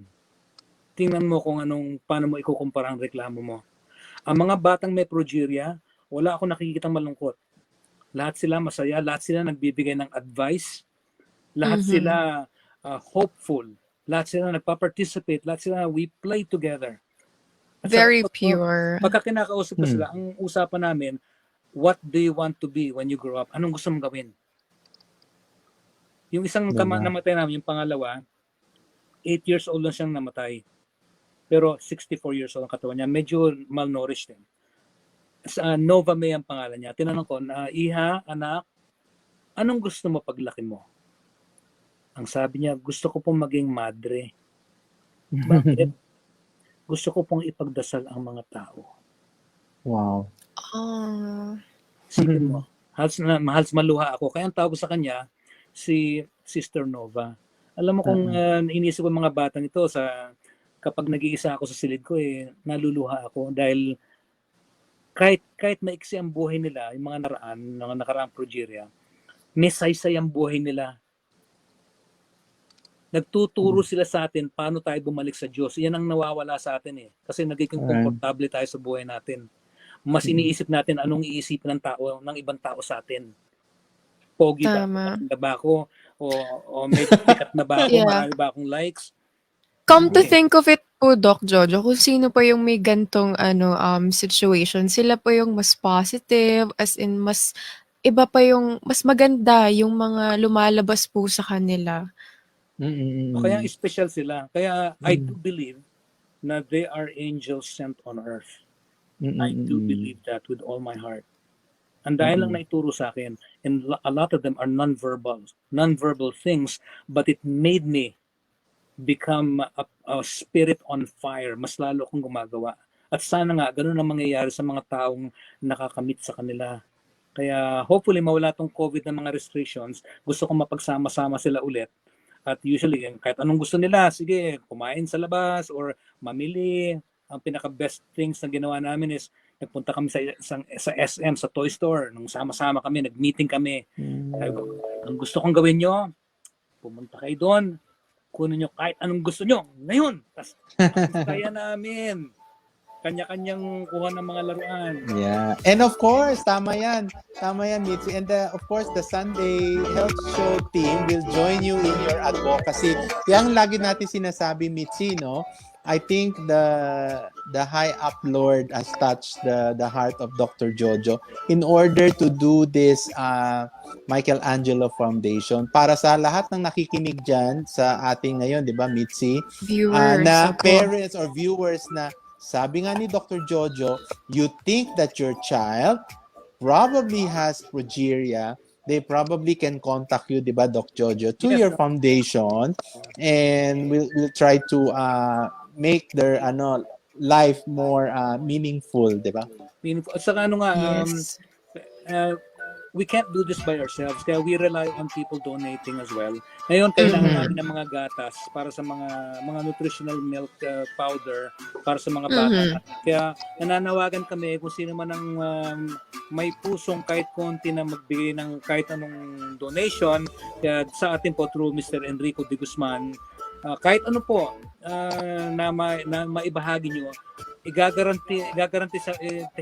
garantihan ko sa inyo na walang binabayaran sa amin. Lahat kami mga volunteer. 100% ng mga proceed na pupunta sa mga bata. Kaya medyo abonado rin ako paminsan-minsan at saka mga ibang officers namin. Nagpapasalamat ako sa kanila na naniniwala sila sa misyon, nag-aabono sila kahit sinutulangan lang ako mag-abono dahil napakahirap humingi ng donation sa mga tao. Dahil nga ang dahing overextended na mga tao. Pero once they know the value of this, I'm sure na meron dyan mga baka pwedeng makatulong sa amin at nanawagan kami. Yeah, we'll do that to help. Maraming Diba? salamat po. Nag-pledge. We'll do that to help. Yes. Okay, nga pala Okay. yung susunod na guest ninyo is may overall commander sa sabi niya Northern Mindanao lang daw, pero I actually assigned him for the whole Mindanao. He's one of my top officers for Project Michelangelo. Meron ding inaalagaan niya na isang medyo project based. Right. Okay, kaya magpapatuloy ng mga atikain natin. Mitzi inintroduce ni Doc JOJO. Anyway, we'll bring our second guest, i-introduce ni Mitzi. Then standby ka lang Doc JOJO. Then probably we'll bring you back, both of Sige, you. I'll stand. Okay. All right. Thank you. Thank you God so bless. much, Doc. God bless Very us. inspirational. Anytime. Yes po. Standby lang kayo, Doc. We'll have you back here. Okay. Very inspirational and empowering yung mga shinare po ni Doc JOJO earlier. So, okay, let's have our breather muna. Let's show our sponsors, okay? For our viewers, please don't forget to interact with us through our comments. And of course, don't forget to keep on commenting our official hashtags. I already saw a lot of people commenting complete hashtags. And nasa ilan po sila? 1, 2, 3, 4. Nasa 8 na. Okay, so keep on commenting guys for your prizes. Sayang po no si Doc JOJO, pwede po sana natin siya mapadalhan. Oo, yan nga eh. Bibigyan na lang natin yan. No?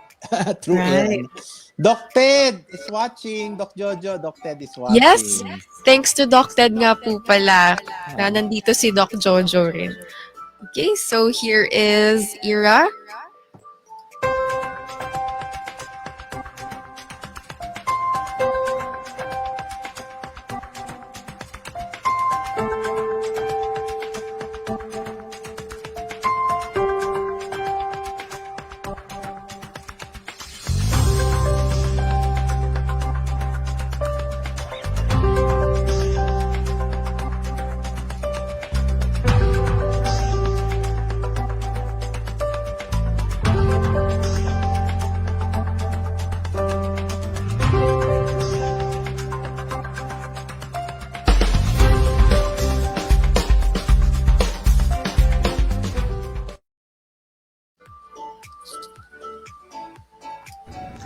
Good morning, everybody, or good day, or good evening, whichever time zone you're in.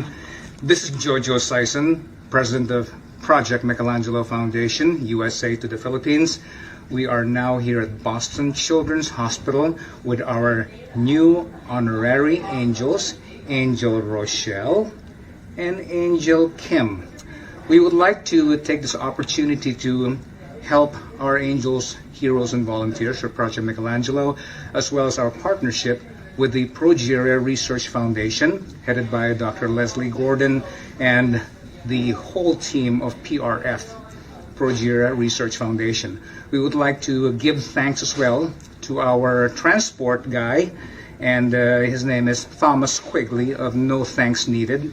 Thank you so much, Thomas, and volunteers, and of course, the Boston Children's Hospital scientific team for trying to find a cure for progeria. We would like to thank all the donors who have helped us in our endeavor, not just to save lives of progeria children, but to give hope for everyone else with any form of ailment. Our motto is an angel and a hero for every child, and we would like to send our love. Rochelle, say hi. Hi. And Kim, say hi. Hi. And say, we love you. Say, we love you. Thank you so much. And if you would like to hear more about us or read about us, www.projectmichelangelo.org. We wish you well from Boston, Massachusetts, here in the year of our Lord, 2014. And these kids are going to grow up and have a beautiful life and change your heart forever. Thank you in Jesus' name.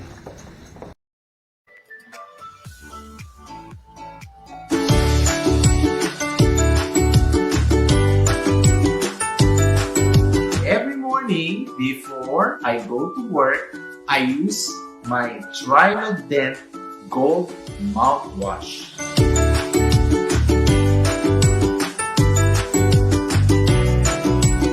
Ginagamit ko to kasi mabisang pagpusa ng unang bacteria.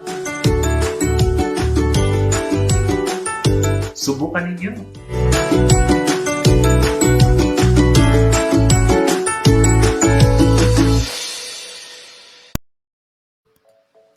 Okay, welcome back po to the Sunday Health Show. We are now on our part 2.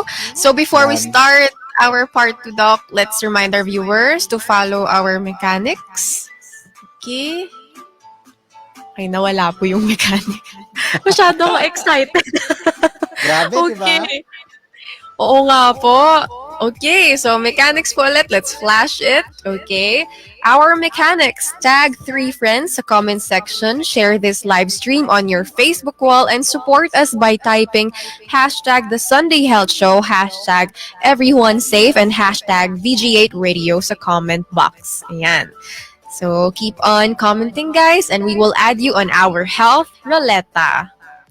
Okay, going back. Okay, so pakilala na po ba natin, Doc? Oh, naman. I give you the honor to introduce our next guest. All right. Sige po, let's start it. Okay, so for our next guest, he is a member of the Bukidnon Tagulwanan tribe. It is one of the 7 tribes of Bukidnon, and he has done humanitarian work for Doc JOJO SAYSON's Project Michelangelo Foundation and Isra Aid Philippines Mindanao Cluster. He is a team leader for several projects, including Bukso Tribu, Tactical Response Initiative-Based Protection Unit. He is also a university instructor at Bukidnon State University, Main Campus College of Education. So please welcome to the show, Mr. Rondel Paraiso. Hello from the heart of Mindanao. Maingod to sa tanan. Good noon. Maayad haal daw ta inyo alan. Hello, Magandang Dr. Joseph. tanghali po. Next. Yes, magandang tanghali, Ano po? Sir Rondel. Yeah, no, I love Mindanao. Alam mo, Mitzi, lalo na sa Davao. I've been to Davao, Sarangani, Zamboanga. Yan, Sa Bukidnon, hindi pa. Taga Bukidnon si Sir Rondel eh. Bibisitahin ka namin dyan. Ni Soon. Mitz. Sige po. Okay, so nakabati po si Doc Rondel earlier sa ating viewers. Miss Mitch? Hello. Hello, hello. Can you hear me po? Yes, yes, loud and clear. Okay, okay. Bati po tayo ulit sa Rondel sa viewers. Yeah, good noon. It's noon time already. In our dialect, it is maayad ha aldaw ta inyo alan to our followers and viewers and to the teams who are following us right now. Maayong udto sa tanan. Yes po, okay. And kanina nung pagkapasok nila Sir Rondel and Doc Jojo, I noticed yung suot po nila yung necklace. So Yeah. before we start, Sir Rondel, could you share to us kung ano po yung inyong suot? It's one of the ano bang tawag dito? Decoration sa katawan ng mga bagami sa tribe, no? We call this salay. Only the men who wear this. And when Sir Jojo and the whole team of the board of directors of PMF visited Malaybalay or Bukidnon, I actually asked the permission of the elders of the tribe if I can give them a token coming from our tribe, and they said yes, since they had, I mean PMF had helped our tribes a lot.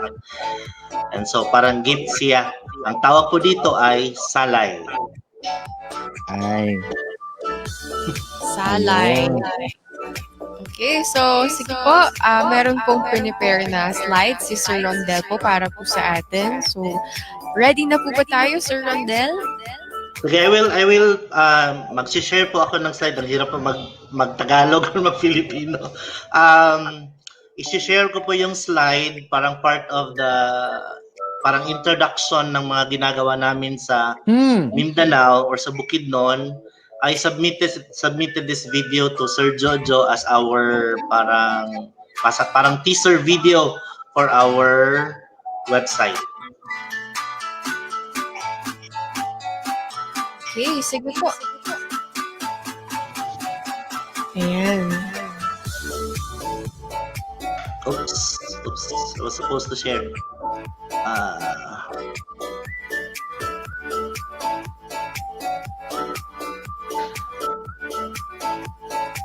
Okay. The floor is yours po, Sir Rondel. Can you see it, Miss Beth? Makikita ko ba? Yes po, opo.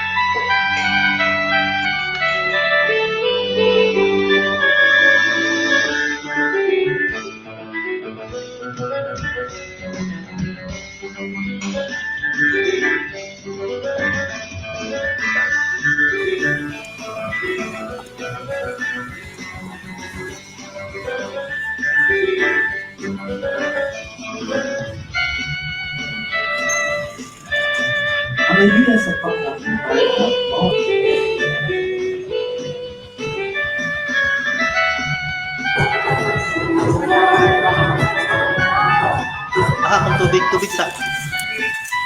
Please.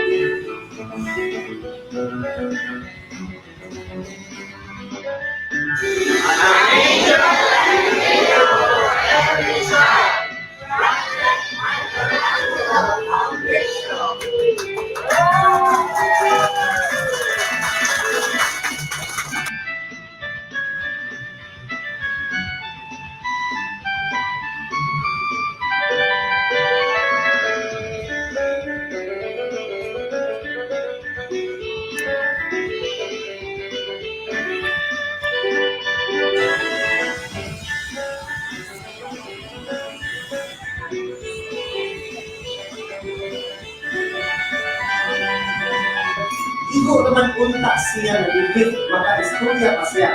Wala kang ihalog na kanina kabalik. Okay.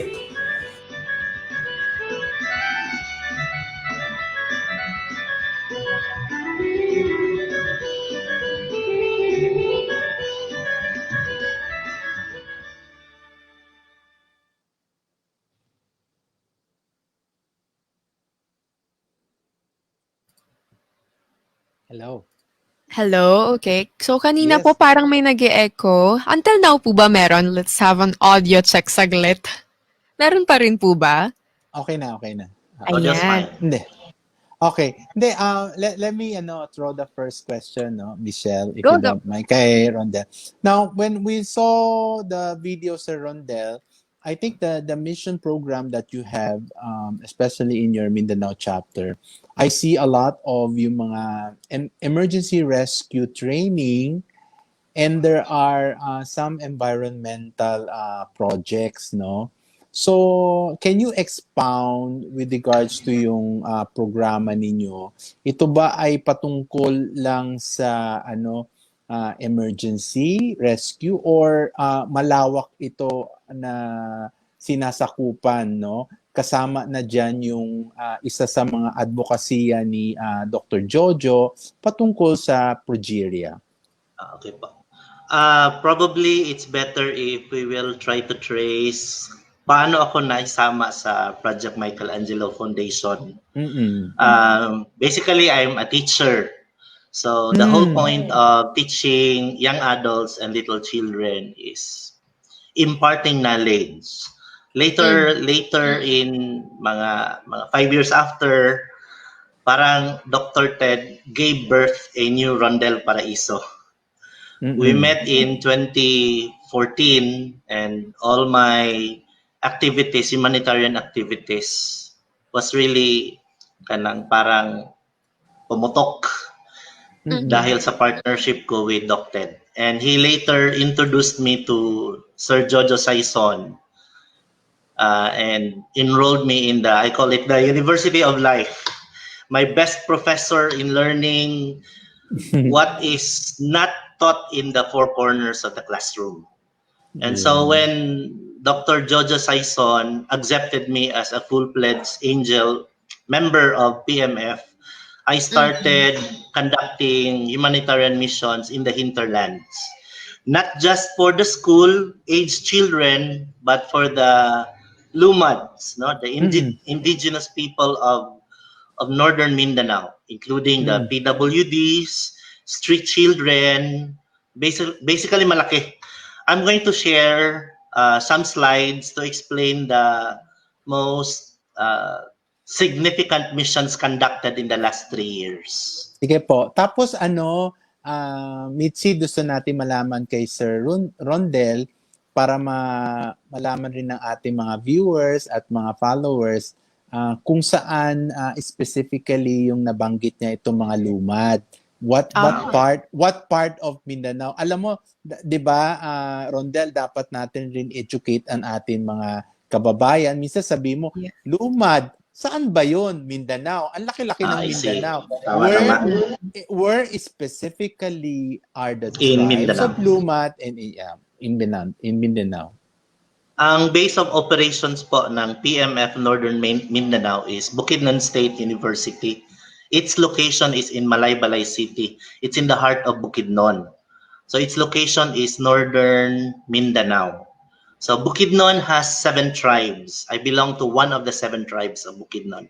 The Bukidnon Tagulwanon tribes. Tagulwanon referring to the river where our ancestors lived. And so our area is mountainous. Most of our partners and recipients of our different missions are schools in the hinterlands. No? So when we say lumad, I'm actually referring to communities and schools na nasa hinterlands. Most of the students are indigenous people, belonging to the indigenous people. And so our missions would include activities, empowerment activities for the lumads and other sectors of the community. Okay. I would like to share the first slide of my screen.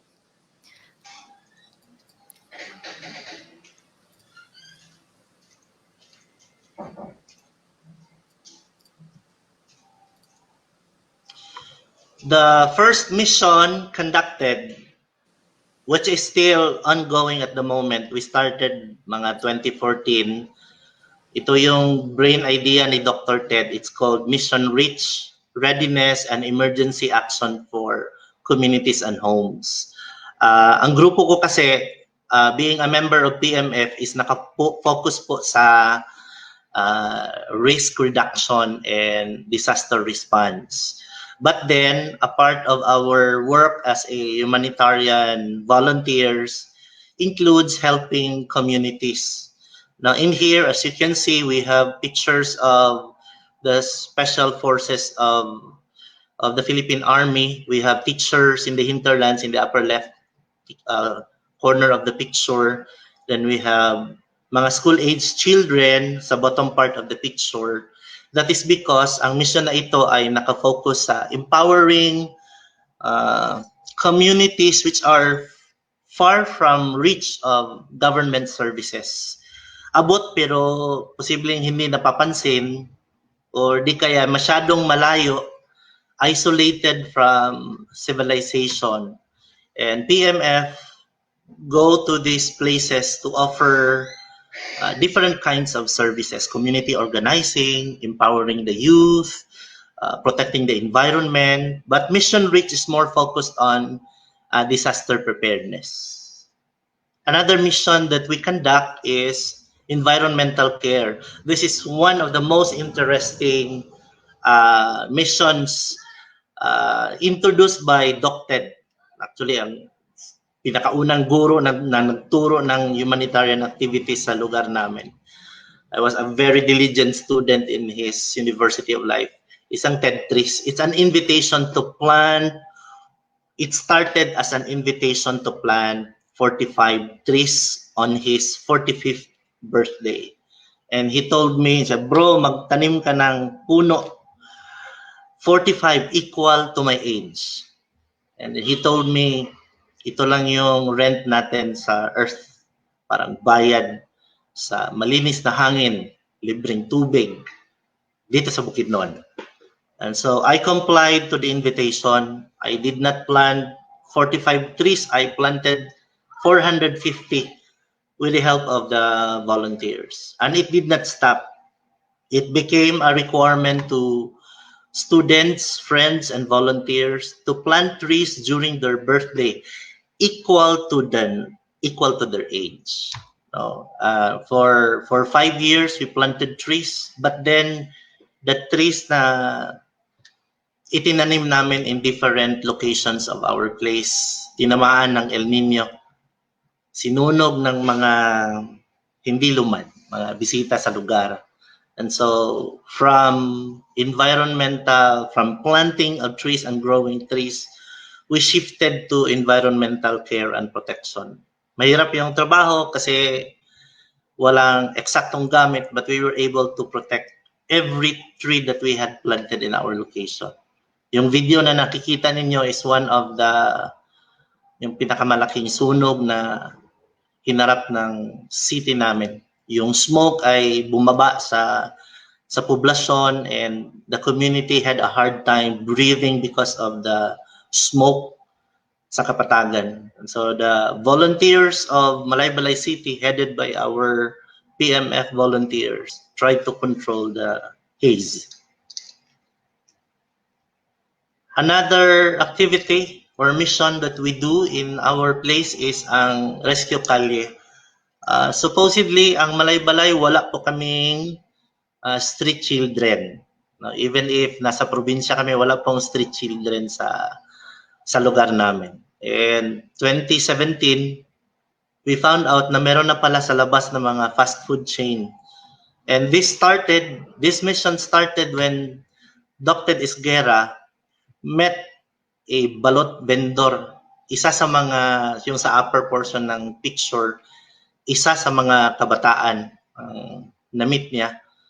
And Doc Ted was so amazed with the story of the balot vendor. Sabi niya, bro, hanapin mo yung bata, si Joseph.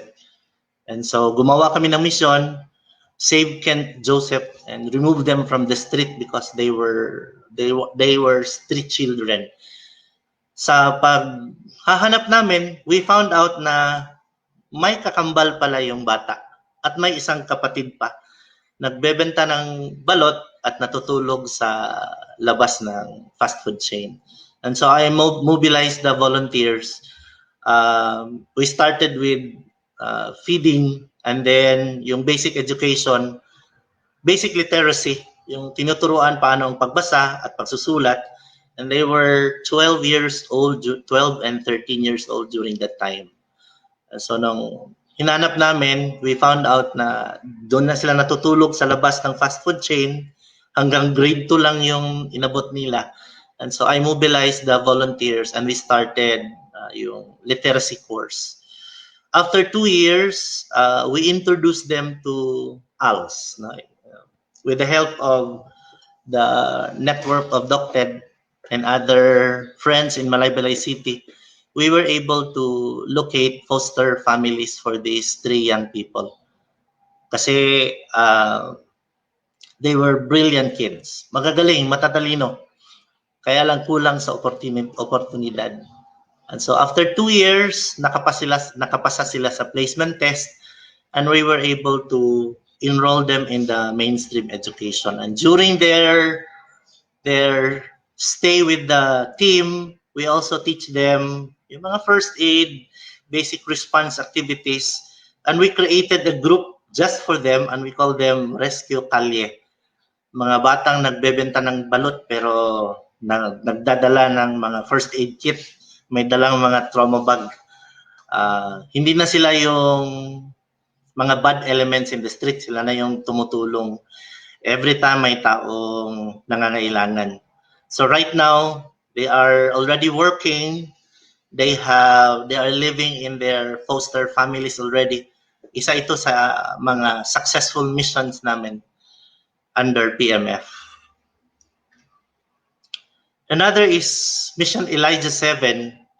It's basically empowerment for the indigenous people. Kung ano ang Elijah 7, Elijah 7 is a name of a child of one of our sponsors, our Singapore sponsor, Bro Emang La Chica. And he told me, please plant trees for me. And then I said, bro, we can do more than that. Puntahan natin yung pinaka-isolated na Matigsalog community, somewhere between Davao and Bukidnon. And so this is one of our most dangerous and most difficult mission. Kasi magulo pa sa lugar, masyado siyang malayo sa National Highway, kailangan pang sumakay ng habal-habal ng 2 oras. And we did everything for the community. No? We teach DRR, we taught safety, even make use of the indigenous product like the bamboo for flotation device and early warning device. We teach them the value of growing trees in their community. Another mission is entitled Mission Hirob. It's a mission of hope and love for the orphans and street children.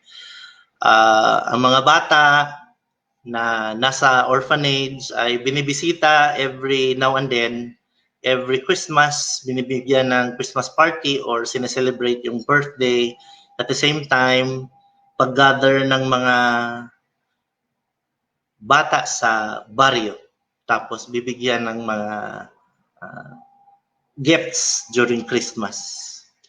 I think this is the last mission that I would like to share. It's Mission Batingting. Sir Jojo will going to explain. I could not explain the scientific, the case of Batingting, but she is the one assigned to me to locate. No, Batingting was the first mission related to PMF conducted in Northern Mindanao, and so we were able to locate her October of 2020. So it's our first progeria mission in Mindanao. So far, siya pa lang yung nahanap namin. And so these are the most significant missions conducted in Northern Mindanao in the last 3 years. That ends my presentation po.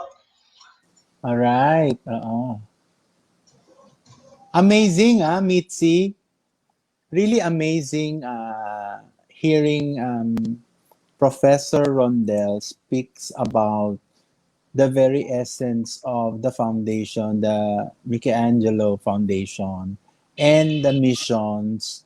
No, it is solely not environmental when I look at it, diba? Kasi there is teaching of leadership and to the children, especially to the nomad community, diba, Mitzi?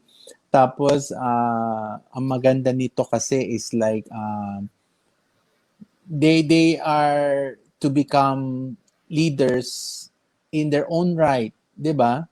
Paglaki nila, kagaya ni Mitzi, alam mo yan, Rondel, no? In generation nila, no? Parang the youth, not only of our new generation, but also especially for our indigenous community na tinutulungan ninyo. I'm so proud and so amazed, Professor. Tawag natin Mitchell Professor siya kasi teacher eh.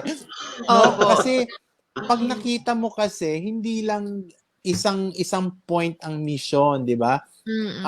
Marami siya, diversify. Tapos nag-match na lang yung Michelangelo Foundation, yung Angels, no? Foundation ni Doc Jojo, which is so amazing. Ang ano ko lang, introduction lang, di pa yung question ni Doc. Ang ano ko lang kasi is like, nasusubaybayan ba itong mga batang tinuruan ninyo para maging madunong sa pamumuhay at maging leaders, no? Kasi sometimes, Mitzi, alam mo, tinuruan mo, saan na sila pumunta? Where are they? Have they contributed to the community kung saan sila nagmula sa Mindanao, especially sa Bukidnon? Ang dati po when I started, ang mindset ko lang talaga is parang magtuturo lang ng knowledge o di kaya values or skills. When I started teaching yung NSTP, meron kasing extension, parang extension part yung NSTP. And it's there na nakita ko na hindi pwede na one time activity lang ang gagawin sa community. And so I started with 2 sections of NSTP students. Taught them the Filipino citizenship value. I'm so amazed with the examples of Dr. JOJO SAYSON and Dr. Ted Isguera. One of mga magagaling na human beings in my lifetime. And nakita ko yung, ano bang tawag doon? Yung bang napakagaling na mga virtues ng isang Filipino. And so I am so ideal in teaching these things in the class. But then I realized when my first batch of student volunteers graduated, kasi education, naging coordinator sila ng mga DRR sa schools nila. Some of them went home to their tribes kasi yung ibang volunteers pinaaral ng tribo para para bumalik at magturo doon sa lugar nila. Hindi na ako nahirapan mag-monitor ng progress ng mga tinulungan ng mga communities. Ayaw ko ring i-gamble ang safety ng mga volunteers ko in going to these places kasi medyo delikado ang lugar namin sa Mindanao.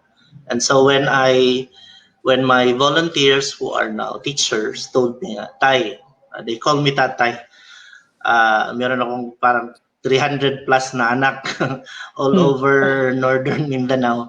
And so every time they tell me that PMF need to help their community kasi walang pumupunta doon. Every time they call for help, natatagalan yung tulong. And so when we go there, I always ensure that our safety is guaranteed. And so when we reach the place, I always select yung mga point person. Usually, yun na yung mga volunteers ko na nandoon.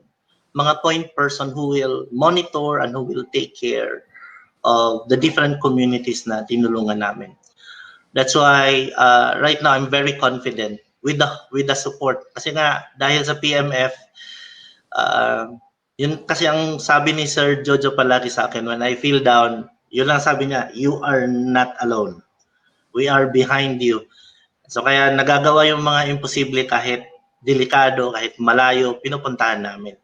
And so in terms of monitoring the different communities, malakas po yung network namin. Ang report system po, malakas for every disaster na nangyayari. Pag may lindol, pag may giyera, yun kasi one of the problems namin. Pag may giyera, agad-agad naka-report yung mga point persons namin in the different communities. Hindi ko lang nasabi po kanina, Dr. Joseph and Miss Mitch, one of the turning point in my life was when I saw in the news some of the victims of yung mga problema namin dito sa Mindanao, mga kabataan. And so by empowering them, letting them see what they can do with their lives, let them stay in school, let them find meaning in the things that we share with them and in the things that they do in school. Na sana hindi hahawak ng armas. Sana magpapatuloy, no? Gagraduate sa elementary, gagraduate sa high school.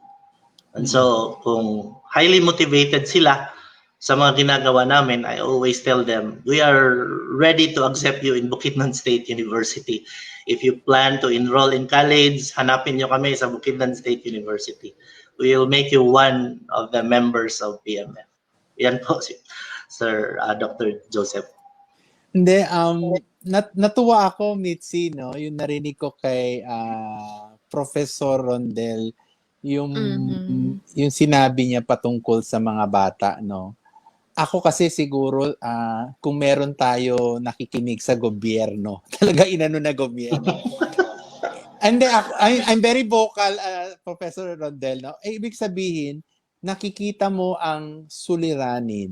Alam natin, pag pinag-usapan ang Mindanao, kadalasan yun, di ba, generations ni Mitzi, gera. Kamusta na ang mga bata? Di ba? Then, sometimes, iisipin mo na saan ang mga programa na dapat na gawin ng gobyerno para dito, no? I commend also our government with Duterte because he's from Mindanao. He has, I think, a lot of programs sa Mindanao, di ba, Professor Rondel? So, ang atin kasi, ngayon na naririnig siguro sa puntong ito na maraming ganyan. So, maraming saviors at nagtutulong, mga leaders, no, kagaya mo, na is doing this on an exerted yung effort na very selfless.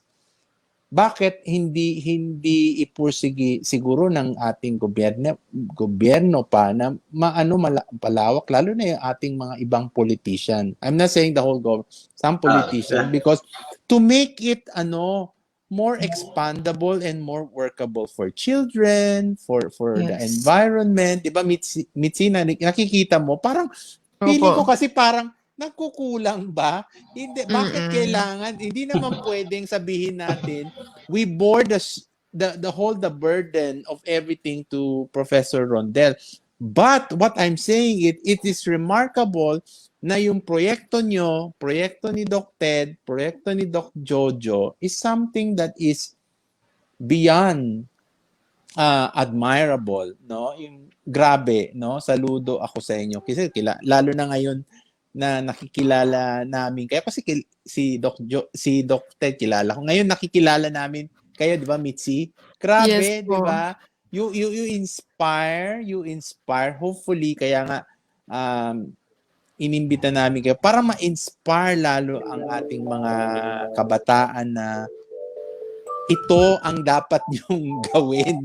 hindi alam mo yon, and to help our own kind, especially mga tao sa Mindanao. Professor Rondel, Meron na po kaming tama ba? nagawa, Dr. Joseph. Meron na kaming mga templates in the community. Halimbawa, yung tree growing, napapansin lang ng mga maliliit na community, mga LG, barangay. And so, iniiwanan na namin kasi kumikilos na. In some Very of good. the mga tree parks, nagbibigay na lang kami ng minimum assistance kasi kumikilos na.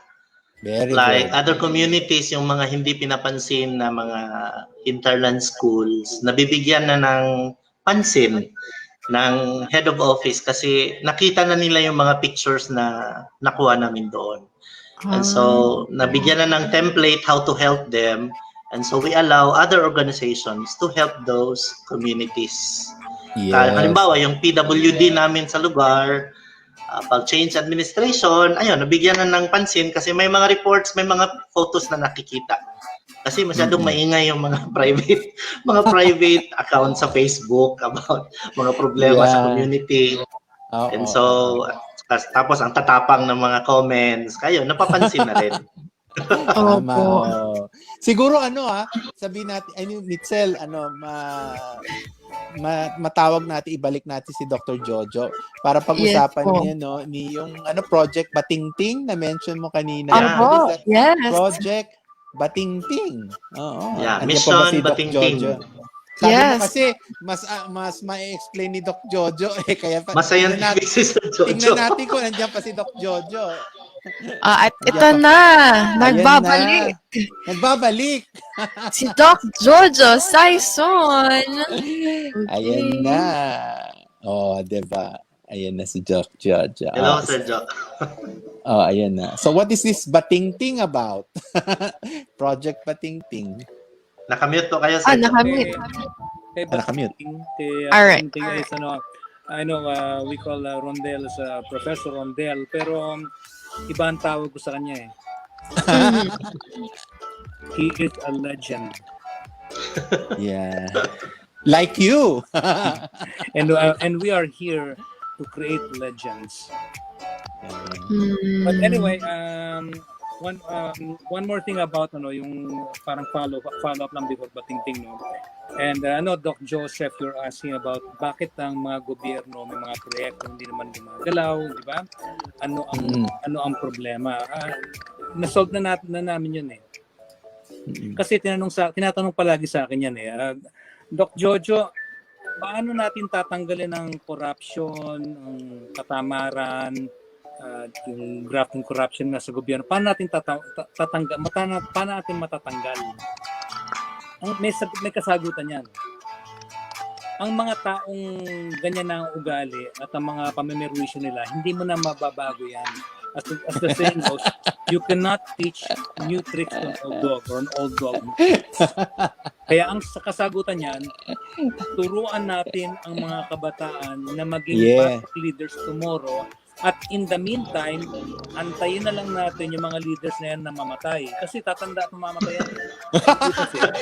Narinig mo, Mitzi. Hindi ko inaasad na mamatay sila. Alam kong mamamatay yan. In the meantime, nagawin nilang mga kabalbalan nila, maghahanda kami ng mga bagong leaders sa mga kabataan. That's right. Sa tulong ni Legend Rondel, at magagawa natin to. Ngayon, babalik tayo kay Batingting. Ngayon, dahil nga sa mga promotions namin at mga aming mga pinapakita mga videos, merong nag-refer sa amin kay Batingting nga na baka daw progeria case. Ngayon, we cannot just say it's progeria dahil merong two-pronged process yan para malaman kung progeria. Number one is the clinical signs or appearance. No? Makikita natin kung merong katumbas sa mga established clinical appearance. We have to send pictures. Kaya nga si na Rondel, they went there to take pictures of this young girl, front, back, side view, lahat na. And we coordinate with the Progeria Research Foundation. That's step one. Step two is actually a genetic testing. Kaya they have to send, which they have already, a blood test after seeing a local geneticist. And either from the blood test, if it's a real progeria, we know exactly what part of the gene. It's called exon 11 on the lamina gene. Yun lang sa ladder. Ngayon, kung hindi siya positive doon, then it can go to a whole gene, yung pinaka-whole gene analysis para makita kung tawagin progeroid laminopathies. Kaya siya, may mga similarity pero hindi siya full-blown and it's non-fatal. That means hindi walang taning ang buhay. Yan, okay. So yun pala yung So yun pala Mitchell, no? Kasi okay. So kasi we don't have much time. Oo. Oh, ayan. So konti na lang ang oras natin, Doc Jojo and Rondel. We will give you the floor to say something, Doc Jo and Sir Rondel, before we close our show. And hopefully, we will bring you back. Ha? O, sige. A few words from Doc Jo and Sir Rondel, Professor Rondel. Ako mauna, Sir Jo. Talaga? Ayan, the spotlight is yours, Sir Rondel. Ayan na po. Professor, ikaw mauna. Sige, I would just like to quote the wisdom I got from the Balagwan. Balagwan means the guardian of our traditions. No, I got this yesterday during our ritual. Dato Anilaw in Lantong, Erwin Marty said, we do not owe this land from our ancestors. We owe it or we borrowed it from our children. Let us protect our land. Let us protect the resources so that we can return it to our children with pride. I am Rondel Paraiso of PMF Northern Mindanao. To our listeners today, marami pong salamat sa inyong pakikinig. To Dr. Jojo, thank you very much. Ma'am Mitzi, thank you very much also. Sir Jojo. You're welcome. Salamat, Dr. Ted. Okay, thank you, Professor Rondel. Doc Jo, your words of wisdom. We need your words of wisdom. Okay. So I think Doc Jojo is still checking his audio. Okay. Ayan, Doc Jojo, we can hear you po. We can hear you typing. Okay. Narinig niya tayo, Mitz. Ayan. Okay. Doc Jo, your words of wisdom before we wrap up the show. Marami si Doc Jo. Words of wisdom eh. He can't hear us daw po. Sige. Daw. Ayan. Sige. So, wait lang daw. Check niya muna po again. Papasok siya again. So, okay. Thank you po, Sir Rondel po sa inyong words of wisdom. Yung quote nyo, thank you po. Talagang from Mindanao talaga no, Doc? Talagang yung sinight na quote from a Datu. Alam mo yung meron na mention si Professor Rondel kasi I think one of the, yung parang river ba yun na mention mo? I think that's one of the, parang spiritual yan. Yes. Very very sacred land po. Nasa dalawang rivers na nag-meet. Tapos doon na yun Oo. Yes. Hindi ko alam kung kilala nyo po yung famous artist sa Davao, si Kublai Milan. Yes Kaibigan po. ko po yun. Kilala mo siya? I see. Kaibigan Opo, ko po yun. naging judge sa contest on painting. Nag-meet kami a long time Ah, ago. Oo, ano yan, one of the great artists yan, Mitzi. Yes. Papakilala kita. Di ba, Professor Rondel? My wow. God. Oo. Oo, Lahat ng mga natutuwa. symbols dito from Davao to Cagayan de Oro na makikita nyo along the Siya National gumawa. Highway, Sa yes, kan gawa ni Kublai. wow, Yeah, oo. Di ba? katuwa naman. I-invite ka namin ulit, Professor Rondel, ha? Sige po, Oo. sige po. Kasi If ano you'd like naman, to visit Bukidnon or Mindanao, we have plenty of falls and yes, oo. springs. Oo. You know, Doc, if I may share lang po, since we're waiting for Doc Jojo, yung common denominator ever since na nag-start po mag-guest si Doc Ted sa atin is yung preaching po nila. Parang ang lakas ng preaching nila, Doc, no? Like what they do, ang lakas po maka-inspire. Like ito, si Sir Rondel, he is actually a product ng pagka-inspire niya sa works ni Doc Ted and Doc Jojo. And from what he shared to me, kasi before we started the show, like kahapon, nagkausap po kami onte. And yun nga, shinare niya po sa akin na dahil nga daw po sa works nila Doc Ted ang kanyang mga ginagawa ngayon. So, iba talaga kapag we're preaching, hindi lang tayo yung nagtuturo, we're preaching it out, we're talagang ine-educate natin yung mga tao na ito yung mas nakakatulong, ganyan. Yun yung nakukuha ko po sa kanila. Tsaka, yes, education is talaga, the most powerful weapon na you can use para to change the world. Grabe. Sana marami pong ma-inspire sa ating sa ating guests this season. Right, O, di Doc? ba? Di ba na-inspire ka ni Professor Rondel? Kasi Prof, si Mitzi kasi, yun, Generation Z, di ba? Yung mga kabataan. Yung isang kasama nating host, kasi wala siya ngayon, ay millennial. So, mga kabataan. Oo, nakita mo, Professor, kasama ko, mga bata. So, ayan na, si Doc Joe. Ayan na. Can you All hear? right. You're okay? Can Yes, you hear I'm okay. I us? just got Okay. Finally.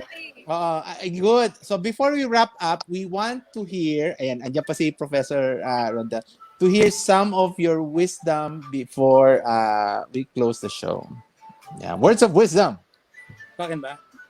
Yes, apo. Okay. Go. Words of wisdom. Sa mga kabataan natin, kaya nyo yan. Kapag sinabi sa inyo na hindi nyo kaya, tumalikod na lang kayo dahil kaya nyo. You have to believe in yourself. At unahin natin ang ating mga passion. Pero meron akong sikreto kung bakit natutupad ang mga passion. Whatever you do, place Jesus Christ before everything and your plans will succeed. At beyond na yan, beyond na sa mga rational ng mga tao. Kasi tayo, gusto natin yung sikat tayo, may pagkain tayo, may pera tayo. But if you think outside of the box, think of others before yourself, you will know your mission in life. The mission and the purpose is to give your life away. God bless you po. Galing. Thank you. Alam mo, napapansin mo, Mitz, Yes, Doc. para sila magkapatid ni Doc Ted pag magsalita, when they want to emphasize, lalapit sila talaga sa iyo. Ganyan, no? I think we have to bring all of them in one platform. Nakakatawa sila siguro. Diba? We've done that before. Nagsama-sama na kami dati sa Alright. Yeah, maybe you can when everything is better with COVID restrictions uplifted, we can create a big conference. Kasi gusto namin ibalik yung cases namin. We'd like to do like a TED. I wanna listen to that. Yeah, a TED talk where you can actually meet our Purgere children. Sure. And we will do it. All we Join need to kami do is dyan. believe it. Okay.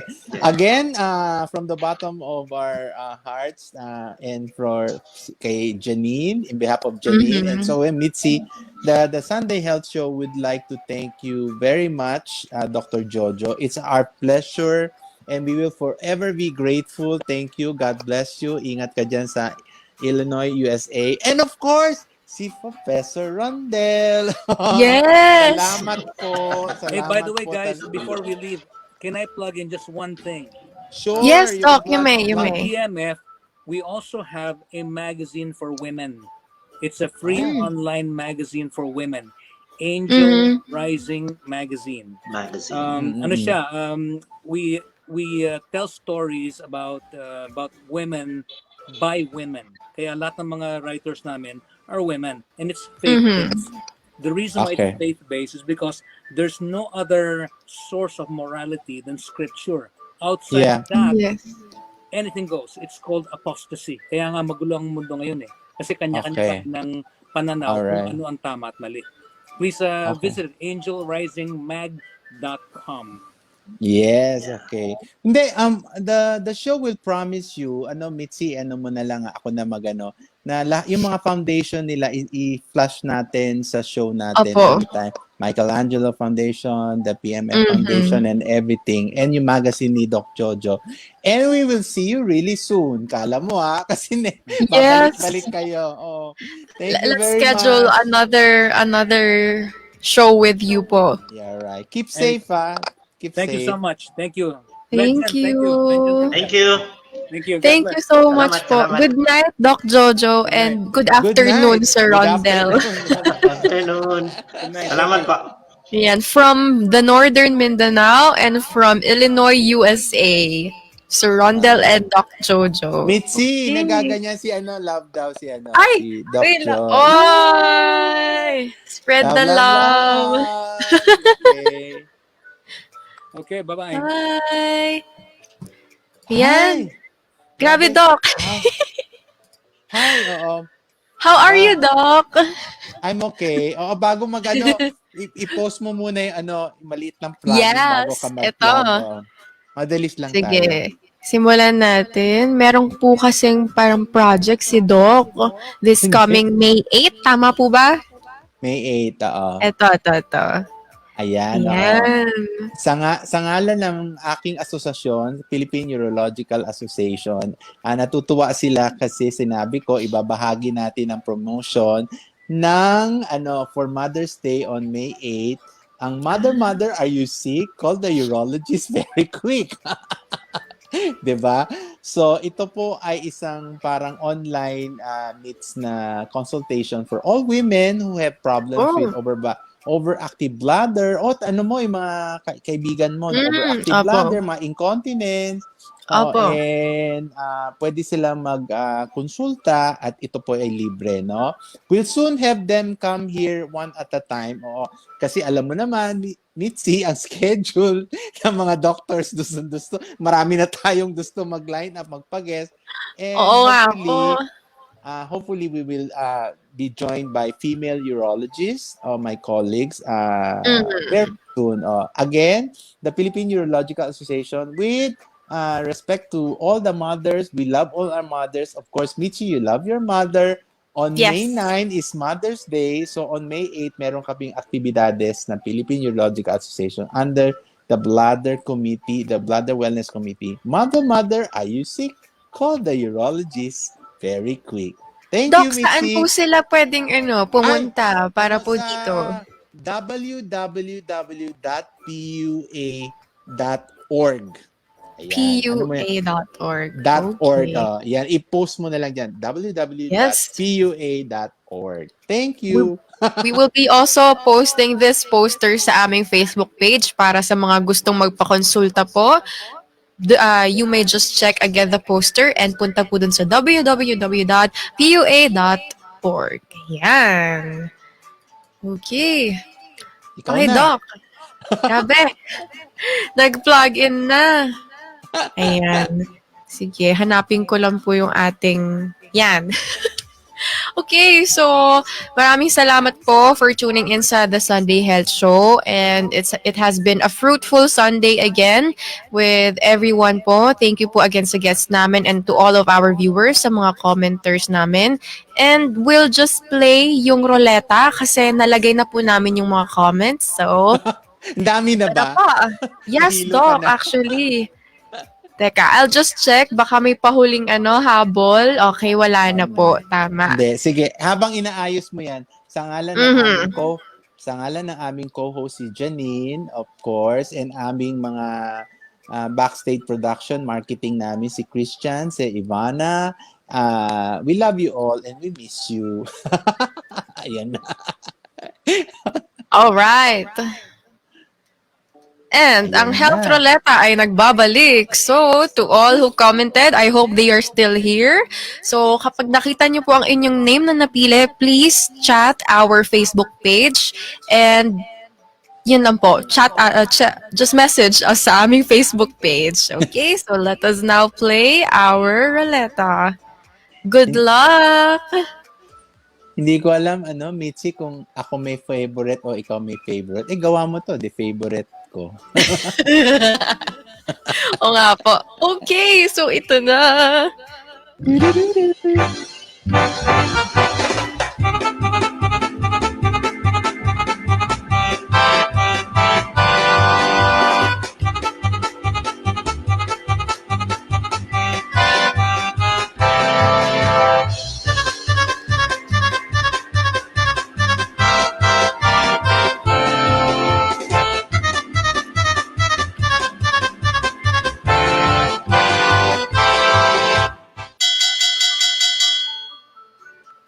Wow! Congratulations po kay Miss Net Basilio. If you are still here, please message our Facebook page to know how to claim your prize. Alright, so ito na po. Balik po tayo sa ating overlay. Okay, basa Yan po na. tayo ng onting comments bago po Okay, tayo comment. Ayan. Si Sir Rondel, si Prof. Rondel nag-comment. Thank you very much, beautiful people of the Sunday Health Wow. Show. Doc Joseph, Miss Mitzi, and the tech guy. Actually, ako po yung tech guy. Ako po yun. Ayan, God bless you guys. Ayan, thank you, Doc. Thank you, Thank Doctor. you, Thank you, Prof. sir. Ayan. Ayan, nag-comment si Miss Net Basilio. Hi, Miss Net. Please don't forget to message our Facebook page to claim your prize po. Okay, ang daming nag-message. Grabe. Pasalamat lang po tayo. Sige. Ayan. Pasalamat ka ng konti. Ayan. Thank you po to Miss, sino po to? GB Baguio. Ito si Mr. Enrico L. De Hi, Guzman. Sir Siya po Enrico. yes, Oo. he was the one na sinabi po ni Doc Jojo na head Get in po touch, ata right? here. Oo. Yes, opo. Yun. Sabi And ko. then, ang dami pong nag-message. Okay, so Mitzi, hindi ko na po. we can can we post their foundation here in our show? No, we can post in the Yes po, para pwede po. Opo. And May kanina nga Michelangelo. po, nag-uusap din kami ni Doc Joseph while nagpe-present na baka magkaroon na rin ng sariling foundation ang The Sunday Health Show kasi even us, we were inspired by, di ba Doc? We were also Yeah. inspired by how paano nag-branch out like by just their ideas, all of their preaching, nag-branch out and ito na, marami nang natutulungan. So hopefully, for Doc Jojo, mahanap niya po yung iba pang, yung remaining progeria cases po Oo. dito sa Pilipinas at matulungan po sila. And yun, for Sir Rondel, thank you po and please continue your humanitarian works. Marami po tayong matutulungan dyan. And iba po talaga, sabi ko kanina, education is the most powerful weapon that you can use to change the world. Yon. So, yes, si Doc. Doc Lee, ikaw po, onting takeaway po. Ako we have to breed and develop an institution of education. Kagaya sabi ni Dr. Jojo, 'di ba? Pursue your passion, 'di ba? to the highest level, 'di ba? Okay, you should not be what do you call that? Yung depressed because nothing is happening in your life. There is always somebody Yes. there who will guide you. Alam nyo na, somebody up there, si Lord, na Mm-mm. who will lead the way and will tell you na this is the right path that you need to do. Yan, yun lang. Tama. Tama ba Yun. yan? Ikaw? Put God in the center of everything you do and lahat maganda yung mapapatunguhan mo. Yun. So, yes, thank you, Doc Lee. And guys, that's it. So, nakapag-plug na po kanina si Doc ng kanyang yung sa poster. So, Doc, plug na po ng Instagram and Facebook page. Ako, yes. FB page, Dr. Joseph Lee, Instagram, Dr. Joseph Lee. Yun lang. Okay. And remember our sponsors, di ba? Genesis, Trilogent, Salvicare, Eric Lee, and Ira. SOS. Opo. Okay. Ayan. Go ahead, baby girl. Come. Maraming salamat po sa sponsors namin. Okay, I will promote my my social media, Facebook page, Mitzi Aguinaldo, Instagram, and TikTok. Bago pa lang, so wala pa gaano. May TikTok. Yes, ako, Doc. Nanonood ko TikTok mo. Opo. Ay, may pahabol na comment. Sabi ni Miss Net Basilio, Miss Mitzi will be glad to have you join us on our next release of the Angel Rising magazine. Wow! Ikaw Sige na! po. Ikaw na! Thank you! Opo. Let's get in touch po, Miss Net. Ilagay natin yung Angel Rising Magazine. Wow! Nako. Nasa cover ka na! Cover! Kinilig naman po ako doon. Thank you po, Miss Net. And of course, thank you, before Miss we Net. forget, yung comment po kanina ni Doc Jojo, kung saan po pwede yung sa project ng Michelangelo. Hinahanap ko lang po. Sige, ilagay mo habang nagsasalita ako. Thank you also to Jacob Jason of Ira and sino ba yung marketing nila? Si Shirley? Si Miss Cheryl. Cheryl Si po. Shirley, okay. And of course, we are so appreciative of Doc Jojo for taking his time. I know it's pretty late dun sa area niya, pero Oo nga po. grabe, parang hindi na puyat. Ayan, thank you daw, 'di ba? Thank you. Ayan, what? Yes, for more info daw po sa www.projectmichelangelo.org. I-save mo na yan, www.projectmichelangelo.org. Okay. So that's it. I hope marami po kayong natutunan for today and mas naging aware po tayo sa progeria. So if may mga makita po kayo na similar, na makita niyo po yung physical characteristics, please share it to us, comment para parating po natin kay Doc Jojo. Oo, dito na nila di ba? Mitzi, para parating natin. Okay. Yes. Okay, so time check, 2:03. So finally, Doc, nahabol natin kahit papano. Okay, guys, thank you for watching. This has been the Sunday Health Show. Bye. Thank you so much po. Thank you, Doc. Galing. Galing mo. Thank you, Doc. Combination ni Wonder Woman and Supergirl and lahat na. Thank you po. Thank you. Be informed, be educated, and be updated. When the pandemic has struck our lands, everything is in a new setting. Well, wala ka nang dapat pang ipag-alala.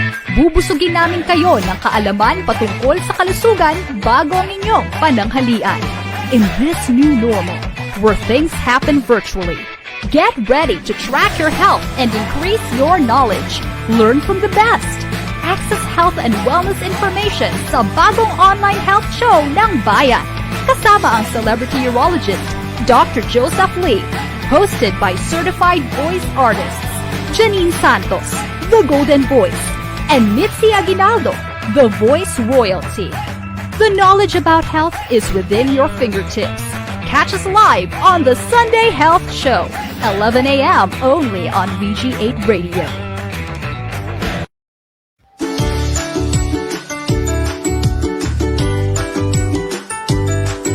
Every morning before I go to work, I use my Trident Gold mouthwash.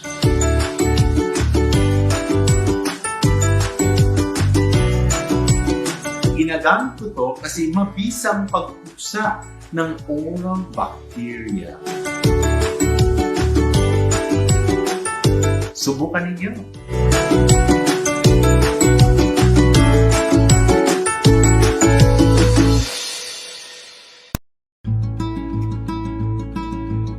I love my coffee.